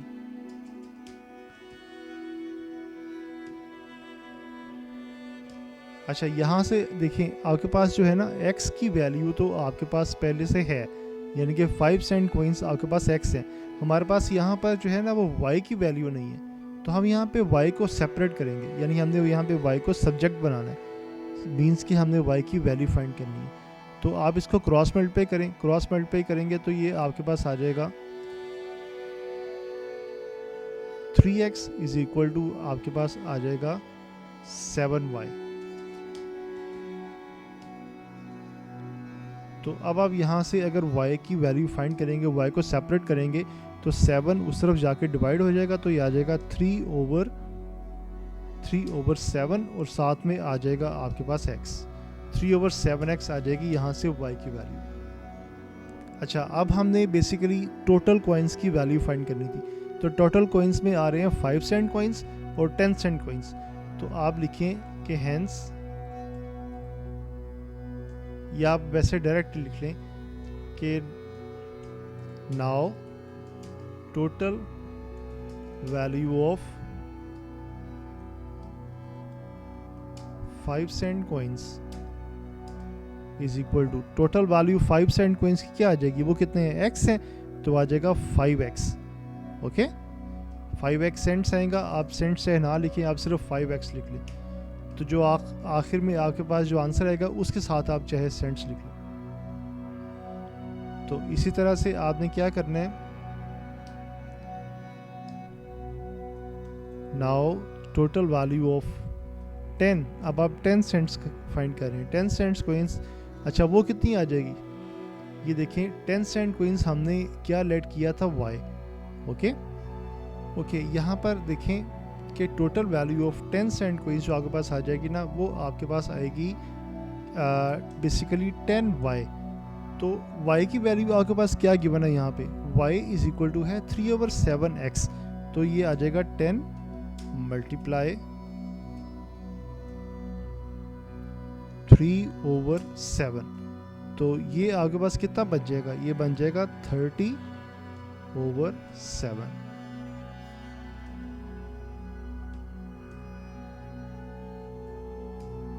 ओके, तो ये इसके साथ x भी आएगा 3/7x, तो ये आ जाएगा 30/7x। ओके जी, ये वैल्यू आ गई टोटल 10 सेंट कॉइन्स की।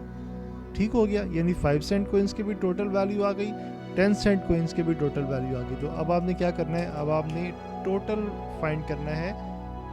क्वेश्चन में क्या फाइंड करना था, the total value of the coins. तो अब आप लिखेंगे total value of the coins, तो वो आपके पास क्या आ जाएगी, पहले आएगी 5x यानी 5 सेंट कॉइन्स की वैल्यू, फिर आएगी 10 सेंट कॉइन्स की वैल्यू यानी कि 30/7x। तो अब आप क्या करें, आप इन दोनों को प्लस कर लें।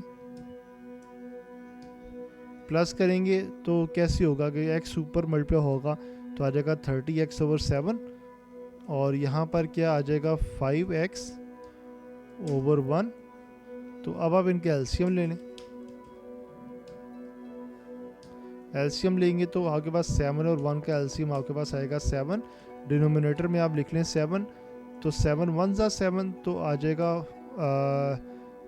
35x प्लस 7 1 ज़ा 7, तो 130 ज़ा 30x।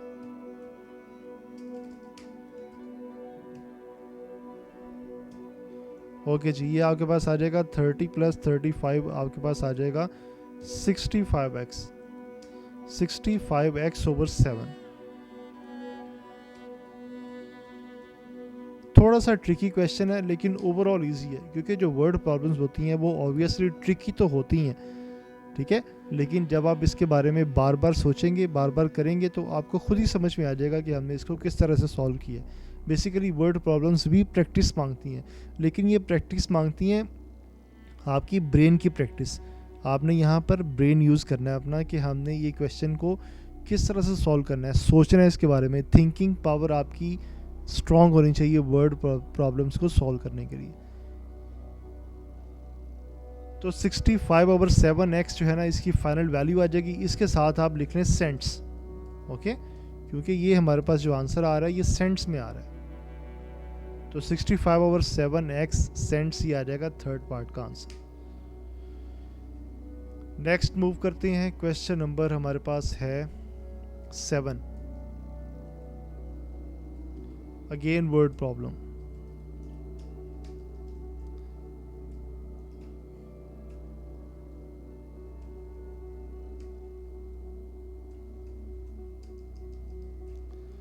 क्वेश्चन 7 ये है, Farhan cycles x kilometre in 3 hours. Farhan 3 hours में x किलोमीटर तक साइकिल चलाता है। If he maintains the same average speed, अगर उसकी यही एवरेज स्पीड रहे, how far can he cycles in y minutes, तो वो y मिनट्स में कितनी साइकिल चला सकता है। क्वेश्चन को अंडरस्टैंड करते हैं। Farhan cycles x kilometre in 3 hours. Farhan जो है वो x किलोमीटर कवर करता है 3 आवर्स में, मींस के वो 3 आवर्स में x किलोमीटर डिस्टेंस कवर करता है। ओके, x कोई भी नंबर हो सकता है, 2 किलोमीटर, 3 किलोमीटर, कुछ भी हो सकता है। अच्छा, if he maintains the same average speed, अगर उसकी यही वाली एवरेज स्पीड रहती है, how far can he cycles in y minutes, तो y मिनट्स में वो कितनी साइकिल चला सकता है। आपने y मिनट्स को फाइंड करना है। जिस चीज़ को फाइंड करना होता है कोशिश किया करें उसको आप यहाँ पर राइट साइड पे रखें और दूसरी चीज़ को आप यहाँ पर लेफ़्ट साइड पे लें। हमने y मिनट्स फाइंड करने हैं। y मिनट्स का मतलब है कि हमने टाइम को फाइंड करना है, यानी हमने देखना है कि इतने टाइम में वो कितनी साइकिल चला सकता है। तो जो टाइम है उसको आपने लाना है यहाँ पर लेफ़्ट साइड पे, ठीक है। तो फिर आपके पास आंसर ठीक आ जाएगा। तो चलिए अभी इसको करके दिखाते हैं आपको।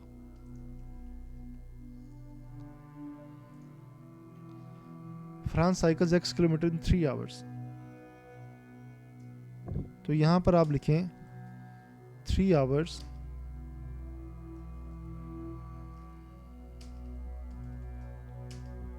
आवर्स इज इक्वल टू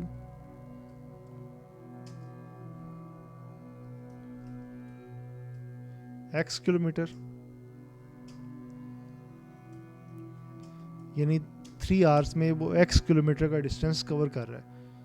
तो 1 आवर में कितना कवर करेगा। जब हमने 1 आवर फाइंड करना है ना, तो क्या होगा कि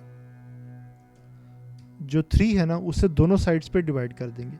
इस साइड पे आ जाएगा आपके पास x/3 किलोमीटर। ओके, अच्छा आप देखें अगर 1 आवर में इतना करता है तो 1 आवर में कितने मिनट्स होते हैं। 1 आवर में होते हैं 60 मिनट्स। तो वो 60 मिनट्स में कितना डिस्टेंस कवर कर रहा है, हमने दोनों साइड्स पर 60 से मल्टीप्लाई कर देना है। ओके, तो ये आ जाएगा x/3 इंटू 60 किलोमीटर्स। ऑलराइट, अच्छा अब अगर 60 मिनट्स में वो इतना कवर कर रहा है तो 1 मिनट में कितना कवर करेगा। तो आप दोनों साइड्स पर 60 से डिवाइड कर दें। यहाँ पर आ जाएगा 1 मिनट और इधर आ जाएगा x/3। 60 जो है वो गायब हो जाएगा। ओके, यानी 60 यहाँ से कैंसिल हो जाएगा।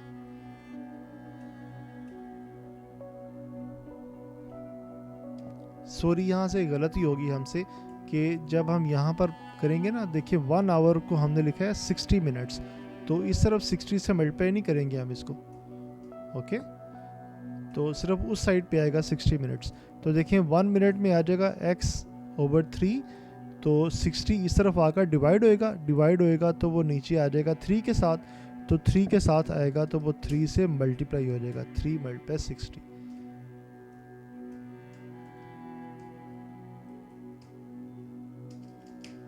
ओके, अब हमने क्या फाइंड करना है y मिनट्स में, कि y मिनट्स में वो कितनी साइकिल चलाएगा। तो हम यहाँ पे y से दोनों साइड से मल्टीप्लाई कर देते हैं। तो y मिनट में वो चलाएगा, x यहाँ पर मल्टीप्लाई होगा तो x मल्टीप्लाई होगा y के साथ। ओके, तो ये इस तरह से आ जाएगा x × y/3 × 60 kilometres.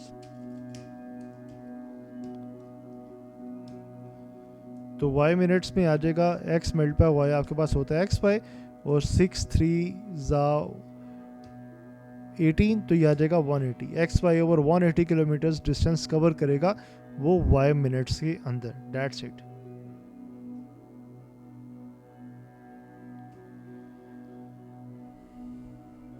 Question number 8 हमारे पास है। Next question,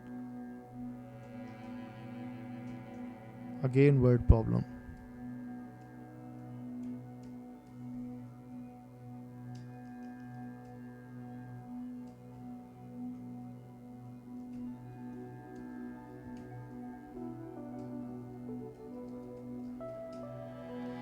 okay, find the difference between 3y minutes and 25y seconds giving your answer in seconds. तो क्या करें, पहले दोनों को सेकेंड्स में कन्वर्ट कर लें। हमने इनका डिफरेंस फाइंड करना है 3y मिनट्स का और 25y सेकेंड्स का। तो डिफरेंस किन में फाइंड करना है, डिफरेंस फाइंड करना है सेकेंड्स में। तो आप क्या करें, पहले दोनों को आप सेकेंड्स में कन्वर्ट कर लें।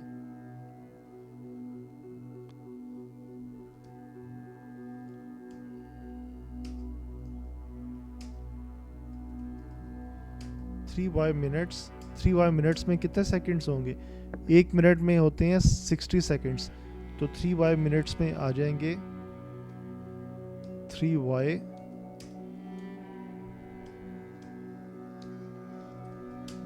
Into 60 seconds. Okay, 3y minutes में आ जाएंगे 3y इंटू 60, 6 3 ज़ा 18, तो 180y सेकेंड्स आ जाएंगे इसमें 3y मिनट्स में। और 25y सेकेंड्स तो ऑलरेडी हैं हमारे पास, तो दोनों को हमने सेकेंड्स में कन्वर्ट कर लिया। तो अब देखें, अब हमने क्या फाइंड करना है, फाइंड द डिफरेंस। हमने डिफरेंस फाइंड करना है इसमें और इसमें। तो डिफरेंस जब निकालने का मेथड ही होता है कि आप बड़े नंबर में से छोटे नंबर को माइनस कर दें। ठीक है, तो बड़ा नंबर इनमें से आ रहा है 180y सेकेंड्स, छोटा नंबर आ रहा है 25y सेकेंड्स। आप 180y में से 25y सेकेंड्स को माइनस कर दें, जो आंसर आएगा वो होगा इनका difference. Difference is equal to, तो डिफरेंस कैसे आ जाएगा, 180y माइनस 25y। जब हम कैलकुलेशन करते हैं तो हम कोशिश करते हैं कि हम यूनिट्स को ना लिखें, और यूनिट्स को हम लिख देते हैं उनके आंसर के साथ। तो 180 में से आप 25 माइनस करें तो ये आ जाएगा आपके पास 170, 160, 155y।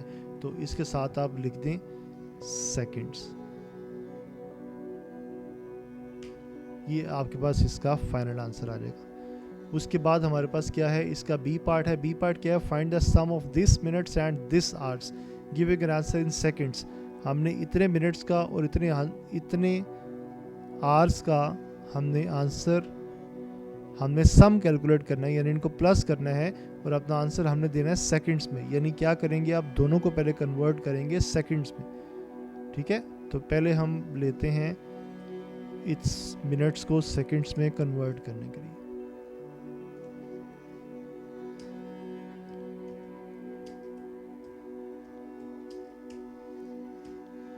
ओके जी, अगर बात करें 50 इंटू 3z-2 मिनट्स की, इनको हमने कन्वर्ट करना है सेकंड में।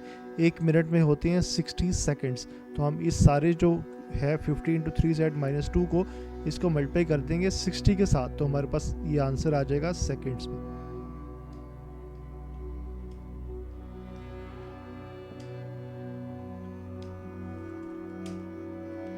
टाइम्स आ जाएगा 60, और यहाँ पर आप क्या करें, आप इसको एक्सपेंड कर दें।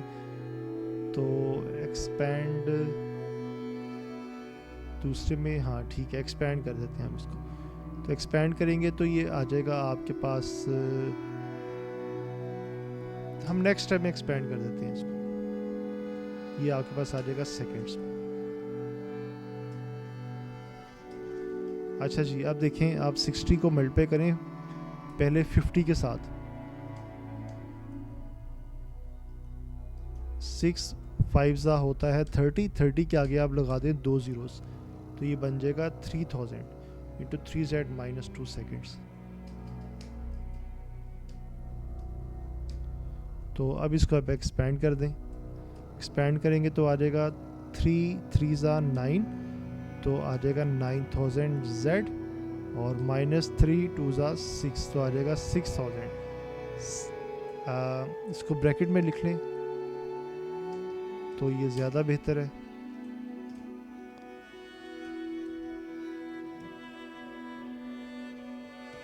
ओके, ये आपके पास आ जाएगा फर्स्ट पार्ट का आंसर, यानी कि हमने उसको सेकंड्स में कन्वर्ट कर दिया। सेकंड पार्ट से पहले आप लिखिए नाउ। नाउ का मतलब है कि now we are going to do the second second part of this question. Second part में क्या है कि 4 इंटू जेड प्लस 1 आर्स।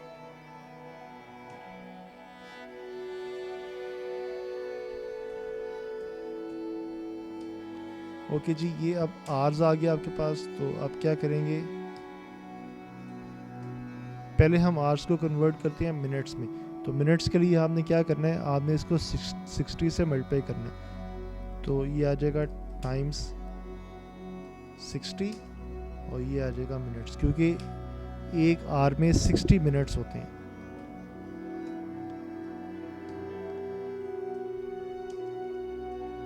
ओके, 60 को मल्टीप्लाई करें आप 4 के साथ, 6 4 सा 24, तो 0 साथ आ जाएगा। 240 इंटू जेड प्लस 1।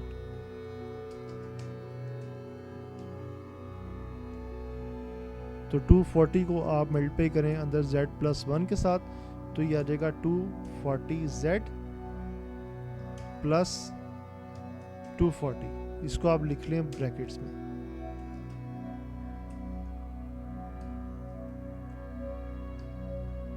तो ये आ जाएगा मिनट्स। ओके, अच्छा, अब हमने क्या करना है कि हमने इसको कन्वर्ट करना है सेकंड्स में। तो मिनट से जब सेकंड्स में करते हैं तो क्या होता है कि हम उसको मल्टीप्लाई करते हैं 60 के साथ, क्योंकि 1 मिनट में 60 सेकंड्स होते हैं। आप डायरेक्ट भी इसको 3600 से मल्टीप्लाई कर सकते थे, लेकिन वो थोड़ा सा आपके लिए मुश्किल हो जाना था, आपने परेशान हो जाना था, इसलिए हमने इसको स्टेप वाइज किया है ताकि आप इजीली अंडरस्टैंड कर सकें। और एक चीज़ और याद रखें, हम जो क्वेश्चंस करते हैं वो हम क्लास के सबसे लो ग्रेड वाले बच्चे के लेवल पे आके करते हैं, यानी ऐसा बच्चा जिसका जहन पढ़ाई के अलावा दूसरे कामों में ज़्यादा हो, पढ़ाई में कम हो, तो हम उसके लिए क्वेश्चन करते हैं कि उसको समझ आ जाए। अगर उसको समझ आ जाएगी तो जो हाईएस्ट लेवल के बच्चे हैं जिनका पूरा इंटरेस्ट पढ़ाई की तरफ है, उनको तो ऑटोमेटिकली समझ आ जाएगी। और एक चीज़ और याद रखें, क्लास में कोई भी बच्चा नालायक नहीं होता, बल्कि आप ज़िंदगी में याद रखें, कोई भी स्टूडेंट नालायक नहीं होता। हर स्टूडेंट इंटेलिजेंट है, हर स्टूडेंट लायक है। होता क्या है कि किसी का ध्यान किसी तरफ है और किसी का ध्यान किसी तरफ है। जिसका ध्यान पढ़ाई की तरफ है वो इंटेलिजेंट हम कहते हैं, जिसका पढ़ाई में नहीं है हम कहते हैं वो इंटेलिजेंट नहीं है। लेकिन ये गलत बात है, जिसका पढ़ाई में नहीं है वो भी इंटेलिजेंट होते हैं, लेकिन वो किसी और काम में होते हैं। चलिए, ये एक और बहस है, इसको फिर डिस्कस करेंगे, अभी क्वेश्चन करते हैं। ओके जी, आ जाएगा 240z प्लस 240 इंटू 60, तो सेकेंड्स। तो अब आप 60 को मल्टीप्लाई कर दें इनके साथ, तो 60 पहले मल्टीप्लाई होगा आपके पास जो है 240z के साथ। तो आप 24 को 6 से मल्टीप्लाई करें तो 24 मल्टीप्लाई 6 का आंसर आता है 144। उसके बाद देखें 24 का 0 एक वो आ गया, फिर 6 का 0 एक वो आ गया, और साथ में आ गया z। ओके, प्लस उसके बाद क्या आ जाएगा, सिर्फ z नहीं आएगा तो बाकी वही आएगा 14400 सेकेंड्स। इसको आप लिख लें ब्रैकेट्स के अंदर।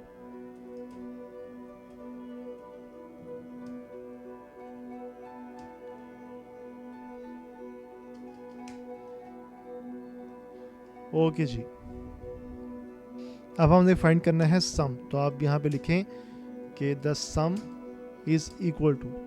अब सम कैसे आएगा, आपने इन दोनों को प्लस कर देना है। पहले हमारे पास आ रहे थे ये वाले सेकंड्स, तो पहले इनको लिख लें, और उसके बाद जो आपके नीचे वाले आ रहे हैं आप उनको लिख लें। नीचे वाले में आपके पास आ रहा है ये वाले सेकंड्स, तो इनको आप उनके साथ प्लस कर दें, और जो फाइनल आंसर आएगा उसके साथ आप सेकंड्स लिख दीजिएगा। ओके जी, जब प्लस करेंगे, प्लस करने से पहले के ब्रैकेट्स एक्सपैंड करेंगे।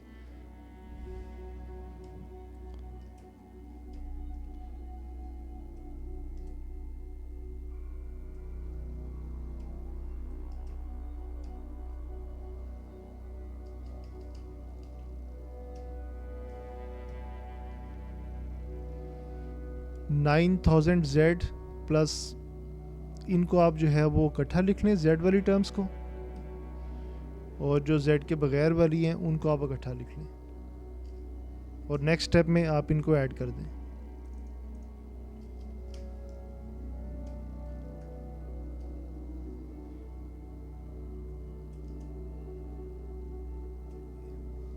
ये आपके पास आ जाएगा 23400 Z, और प्लस जब आप इसको माइनस करेंगे 144 में से 60,000 को, तो ये आ जाएगा प्लस 8400। ओके, तो आपके पास फाइनल आंसर आ जाएगा 23400 Z प्लस 8400। ये आपके पास फाइनल सम आ जाएगा दोनों का, और इसके साथ आप इसका यूनिट लिख दें, यूनिट आएगा सेकंड्स में, और इसके साथ आप इन दोनों को ब्रैकेट में लिख दें। ब्रैकेट में क्यों लिखेंगे अभी बताता हूँ आपको। देखिए, अगर आपने इस तरह से लिखा हो ना किसी भी नंबर को ऐसे ब्रैकेट के बगैर, जैसे इसको देख लें, ये ऐसे लग रहा है जैसे ये नंबर अलग है और ये 60 सेकंड्स अलग है। ओके, तो लेकिन अगर आप इसको देखें तो ये ऐसे लग रहा है कि सेकंड जो है ना वो सिर्फ इसके साथ नहीं है, वो इसके साथ भी है, यानी इन दोनों नंबर्स के साथ जो है वो सेकंड्स आ रहा है, यानी सेकंड्स साथ में लिखा हुआ है। इसलिए हम ब्रैकेट में लिखते हैं ताकि पता चले कि इस सारे जो हमारे पास जो सारा पार्ट आंसर आया है वो बेसिकली सेकंड्स में आ रहा है। ओके जी, ये इसका फाइनल आंसर आ जाएगा इस क्वेश्चन का।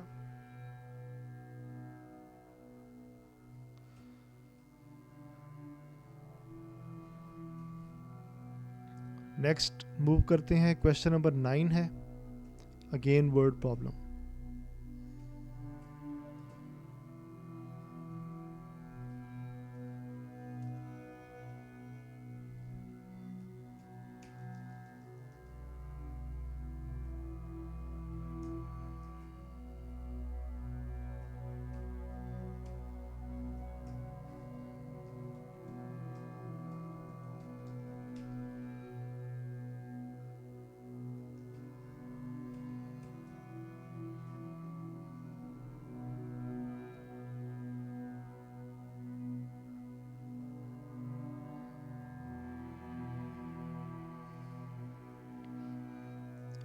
क्वेश्चन नंबर 9 ये है, Shirley and Kate worked during their school holidays. ये दो सब्जेक्ट हैं, Shirley and Kate. They worked during their school holidays, उन्होंने स्कूल की हॉलीडेज के दौरान उन्होंने काम किया है। Shirley was paid x dollar per hour and Kate was paid Y dollar per hour. Shirley को जो पे किया गया है वो है 1 घंटे का एक्स डॉलर, और जो केट को पे किया गया है वो है 1 घंटे काम करने का Y dollar. The overtime rates were 1.5 times their hourly rates. जो ओवरटाइम रेट्स हैं वो हैं 1.5 टाइम्स देयर आवरली रेट, यानी अगर आवरली रेट x है तो ओवरटाइम रेट होगा 1.5x। Shelly work 25 hours and 5 hours were overtime, while Kate worked 18 hours and 4 of them were overtime।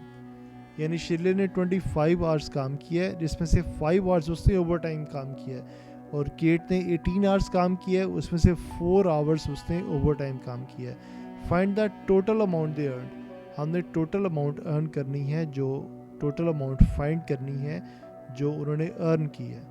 Okay, तो अभी स्टार्ट करते हैं इसको।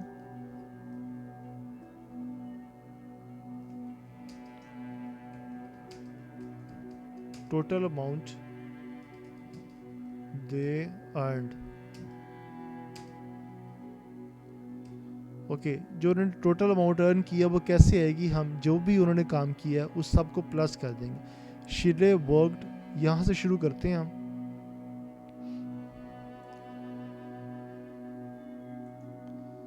शिले was paid x dollar per hour and Kate was paid Y dollar per hour. ये तो rate आ गया।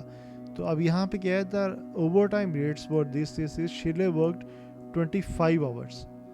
25 hours काम किया शिले ने, of which 5 hours were overtime, यानी इट्स मीन के उसने 20 आवर्स जो काम किया है वो था रेगुलर काम, और जो उसने 5 आवर्स काम किया है वो था ओवर टाइम। तो इट्स मीन के जो 20 आवर्स उसने काम किया है वो था रेगुलर काम का क्या रेट था, रेगुलर काम का रेट था 1 hour X dollars per hour, यानी 1 घंटे के एक्स डॉलर्स। तो 20 आवर्स के क्या हो जाएंगे, 20 मल्टीप्लाई एक्स, ठीक है। तो प्लस उसने जो 5 आवर्स काम किया है वो कैसे आएगा, 5 आवर्स उसने काम किया ओवर टाइम में। ओवर टाइम का रेट क्या था? ओवर टाइम का रेट था 1.5 times of the hourly rate, यानी 1.5 टाइम्स एक्स। तो ये आ जाएगा 1.5 टाइम्स एक्स। ठीक हो गया। अच्छा, टोटल अमाउंट आप अगर हम इस तरह से फाइंड करेंगे ना तो आप कंफ्यूज हो जाएंगे। तो हम क्या करते हैं, हम यहाँ पे पहले लिख लेते हैं कि शिरले अर्निंग, ठीक है। तो बाद में दोनों को प्लस कर देंगे। Okay, 20x plus 5 into 1.5 into x, ये आ जाएगा। इसको हम इसी के आगे सॉल्व कर लेते हैं, या चले इसके नीचे सॉल्व कर लेते हैं। ओके, तो ये देखें, पहला आपके पास आ जाएगा 20x, ठीक है, और ये आ जाएगा आपके पास 5 इंटू 1.5,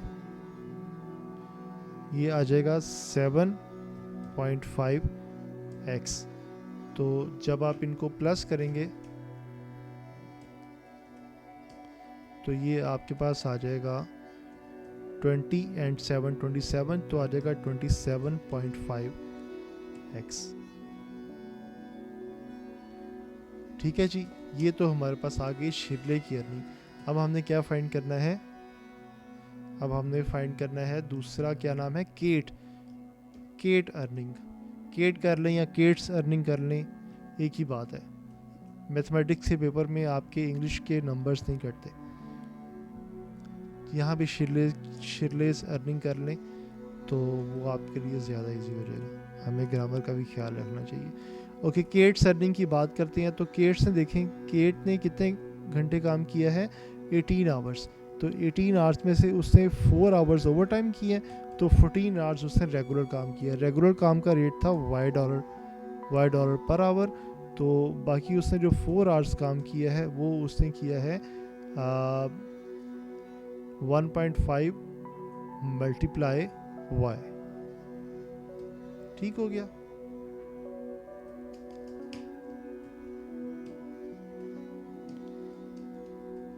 ओके जी, तो 14y को जब मल्टीप्लाई करेंगे तो ये सिंपल आ जाएगा 14y।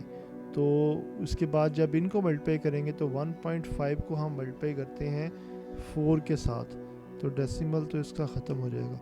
ओके, 6 आ जाएगा, ये आ जाएगा 6y। तो 14y प्लस 6y आ जाएगा आपके पास 20y।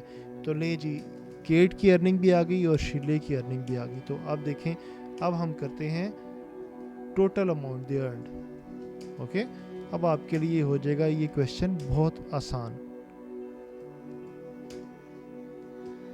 अब टोटल अमाउंट में आप दोनों को प्लस कर दें। पहले आ रहा है 27.5x, ठीक है,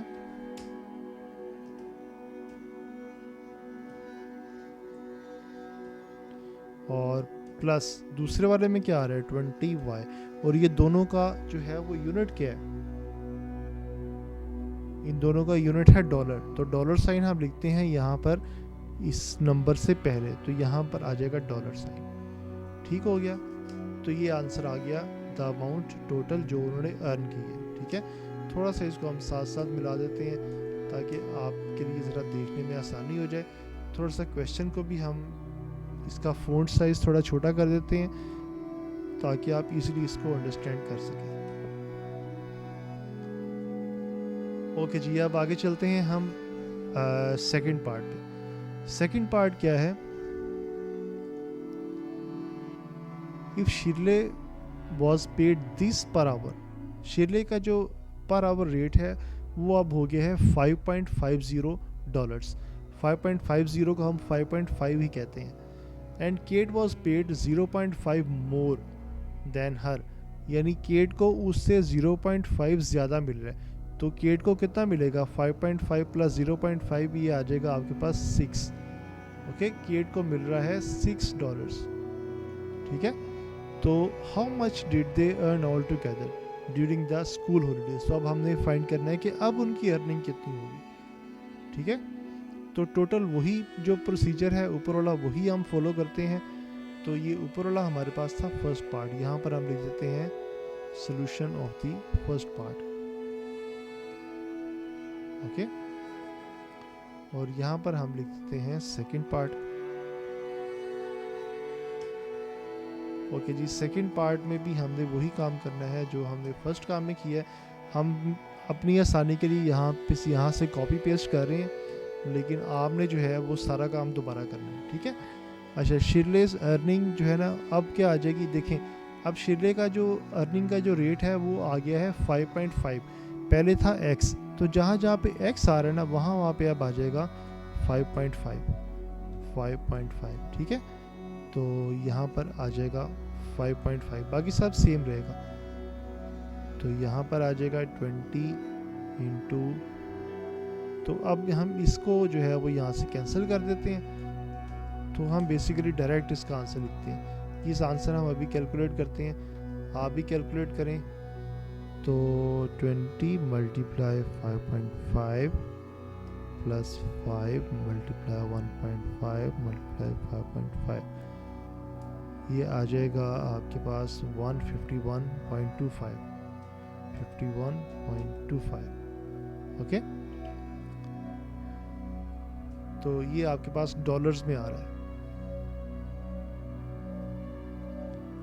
अच्छा जी, नेक्स्ट केट की बात करते हैं। तो केट का जो है वो है 0.5 एक्स्ट्रा है, यानी कि उसको मिलेगा 6। तो यहाँ पर आ जाएगा 6। तो अब हम क्या करते हैं, हम इसको भी जो है वो काउंट कर लेते हैं। तो इसको काउंट करने के लिए 14 मल्टीप्लाई 6 प्लस 4 मल्टीप्लाई 1.5 मल्टीप्लाई 6, तो ये आ जाएगा 120। y यहाँ से ख़त्म हो जाएगा, ठीक है, $120। तो अब टोटल अमाउंट दे अर्नड, पहली कितनी आ जाएगी, पहली आ जाएगी आपके पास 151.25 प्लस दूसरी वाली कितनी आ जाएगी 120। तो अभी इनको प्लस कर लेते हैं। तो 151.25 प्लस 120, तो ये आपके पास आ रहा है 271.25। तो इसको नेक्स्ट स्टेप में लिख देते हैं हम इसका आंसर।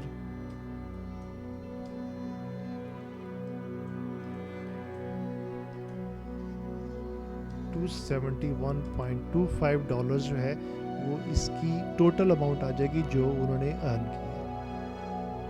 बहुत ही मज़ेदार क्वेश्चन था, बहुत ही अच्छा क्वेश्चन था, आसान है और आपने इसको सीख लिया।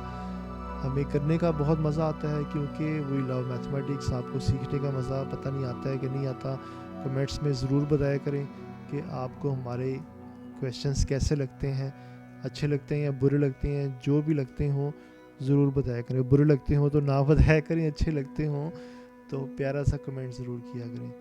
लास्ट क्वेश्चन है इस एक्सरसाइज का, question number 10।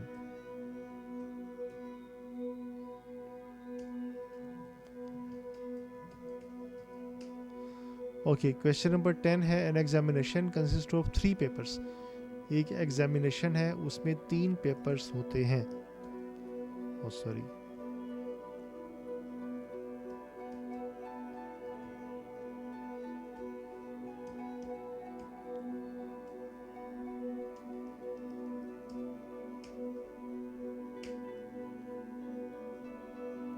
okay, an examination consists of 3 papers.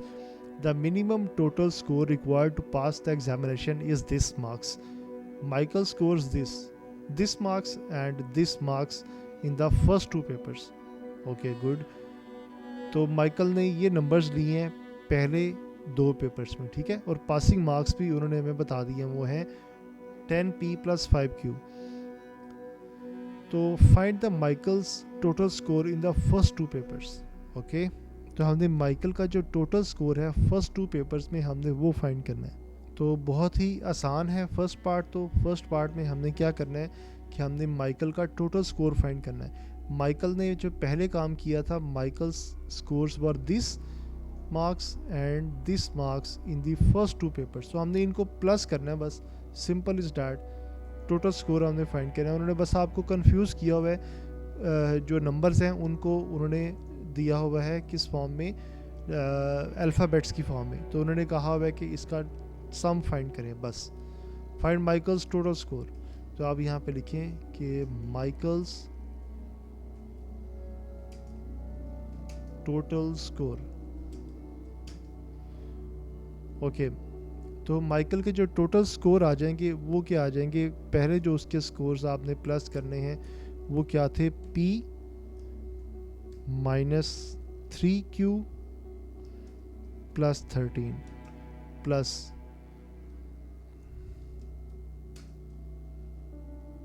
3P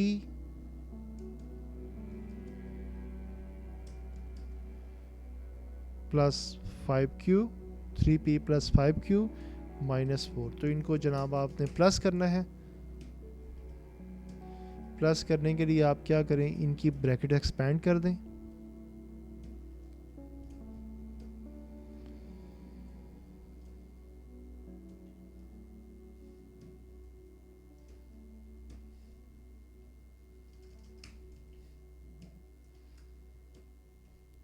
like terms को कंबाइन करें, 3P आ जाएगा आपके पास शुरू में P के साथ, और Q आ जाएगा यहाँ पर Q के साथ।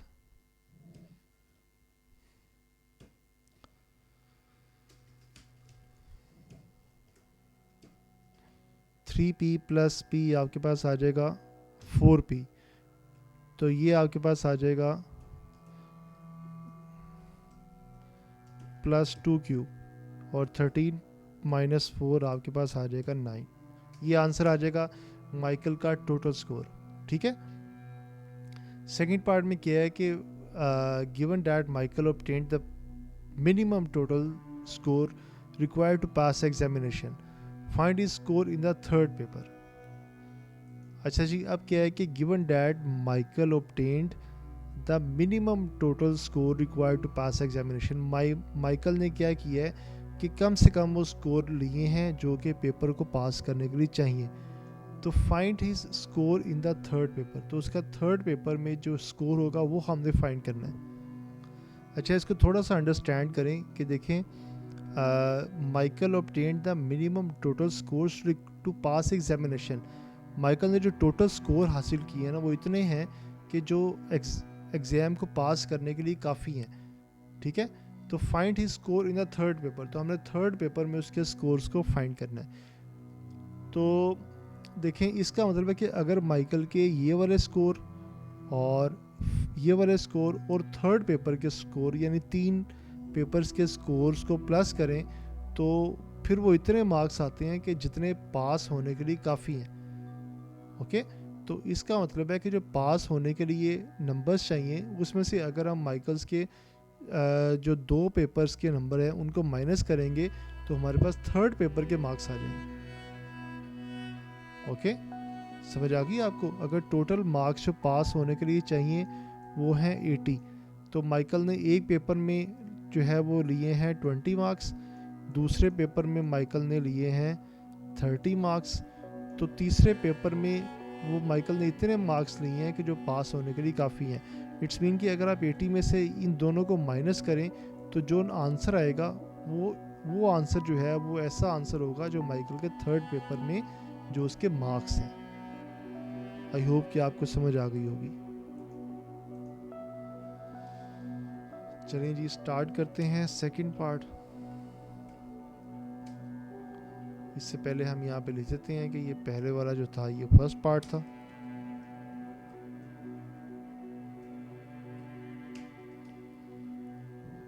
ओके, सेकंड पार्ट है find Michael's total score in the first, sorry, Michael's find his score in the third paper.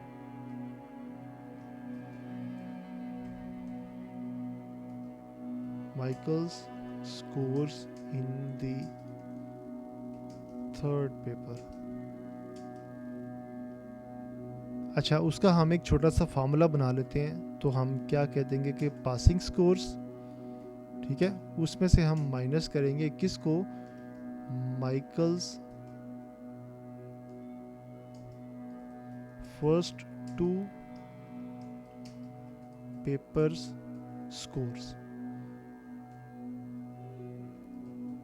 ठीक हो गया।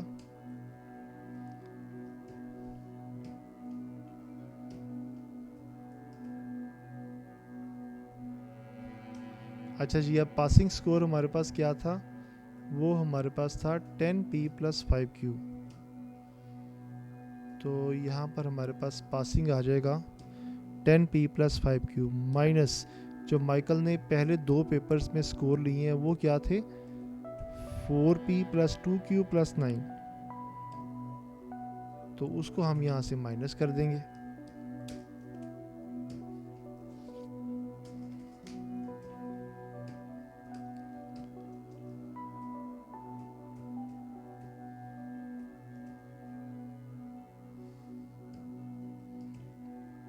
ब्रैकेट एक्सपेंड करेंगे तो जो साइन है वो चेंज हो जाएंगे, प्लस साइन माइनस में आ जाएगा और माइनस साइन प्लस में आ जाएगा। और पहले वाली ब्रैकेट एक्सपेंड करेंगे तो उससे पहले प्लस है तो इसके साइन चेंज नहीं होंगे।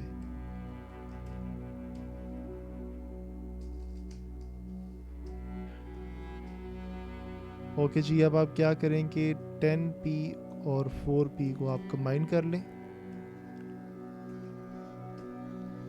और इनको सॉल्व कर लें।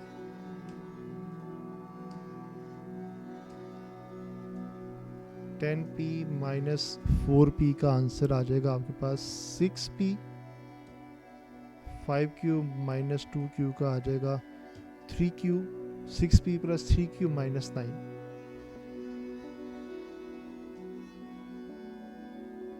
तो ये वो मार्क्स हैं जो माइकल के जो हैं वो 3rd पेपर में आएंगे।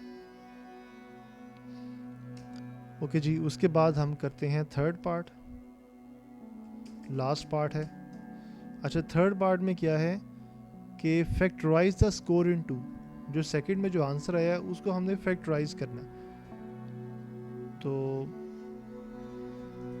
ये हमारे पास आंसर आया है सेकंड पार्ट में, इसको हमने फैक्टराइज करना है। तो इसको हम यहाँ पे लिख लेते हैं। ओके, तो अच्छा देखिए यहाँ से कुछ कॉमन आ रहा है। तीनों में से कॉमन जो आ रहा है वो आपके पास आ रहा है 3 कॉमन आ रहा है। तो 3 2s are 6 plus 3 1s are 3 q आ जाएगा और -3 3s are 9। तो 3 × 2p + q -3 जो है वो इसका आंसर आ जाएगा। तो ये था हमारे पास रिव्यू एक्सरसाइज 4। हमारे चैनल को सब्सक्राइब करें, इस वीडियो को ज़्यादा से ज़्यादा शेयर करें और इसको लाइक करें। अगर वीडियो अच्छी लगे, हमारा काम, हमारी मेहनत आपको अच्छी लगे तो एक प्यारा सा कमेंट ज़रूर किया करें, एप्रिसिएशन मिलती है हमें उससे। और इसके अलावा आपको बता दें कि नेक्स्ट वीडियोस में, कमिंग सून वीडियोस में हम क्या करने वाले हैं कि हम ओ लेवल्स के पास्ट पेपर्स को सॉल्व करने वाले हैं। इसके अलावा हम जो ओ लेवल्स के टॉपिक्स हैं जैसे ट्रांसफॉर्मेशन है, लोकाई लोकस है, उसके अंदर लोसाई लोकस है, और इसके अलावा जो है ट्रिग्नोमेट्री है और फिर बेयरिंग है उसके अंदर। ये सारे टॉपिक्स जो है वो हम टॉपिक वाइज जो है इनको सॉल्व करने वाले हैं। जब टॉपिक वाइज सॉल्व करेंगे तो इसके पास्ट पेपर्स भी हम साथ में टच करेंगे। तो इसके अलावा हम ये भी चाह रहे हैं कि आप हमें बताएं कि हम ये वीडियो जो है वो इंग्लिश लैंग्वेज में बनाएं या जैसे हम उर्दू में बना रहे हैं ठीक है। क्योंकि बहुत सारे हमें मैसेजेस आते हैं, वो मैसेजेस आते हैं बेसिकली बाहर के ममालिक से, जो कि ओ लेवल्स के बच्चे पाकिस्तान के बाहर से हैं। वो हमें टेक्स्ट मैसेजेस करते हैं हमारे नंबर्स पे कि sir you are working good, तो ये हमें ये क्वेश्चंस कर दें, ये चैप्टर कब करेंगे, ये एक्सरसाइज कब करेंगे। तो इट्स मीन के वो यहाँ से लर्न करते हैं। तो आई डोंट थिंक सो कि वो हमारी लैंग्वेज भी लर्न करते हैं, क्योंकि हम पाकिस्तान में हैं तो हम उर्दू बोलते हैं, तो लेकिन वहाँ तो उर्दू नहीं बोलते वो लोग। तो एनी हाउ, अगर आप इंग्लिश में वीडियोस चाहते हैं तो आप फिर भी हमें बताएं, हम कोशिश करेंगे कि हम जो वीडियोस अपलोड कर रहे हैं उनको इंग्लिश लैंग्वेज में हम अपलोड करें। Thank you very much for your time.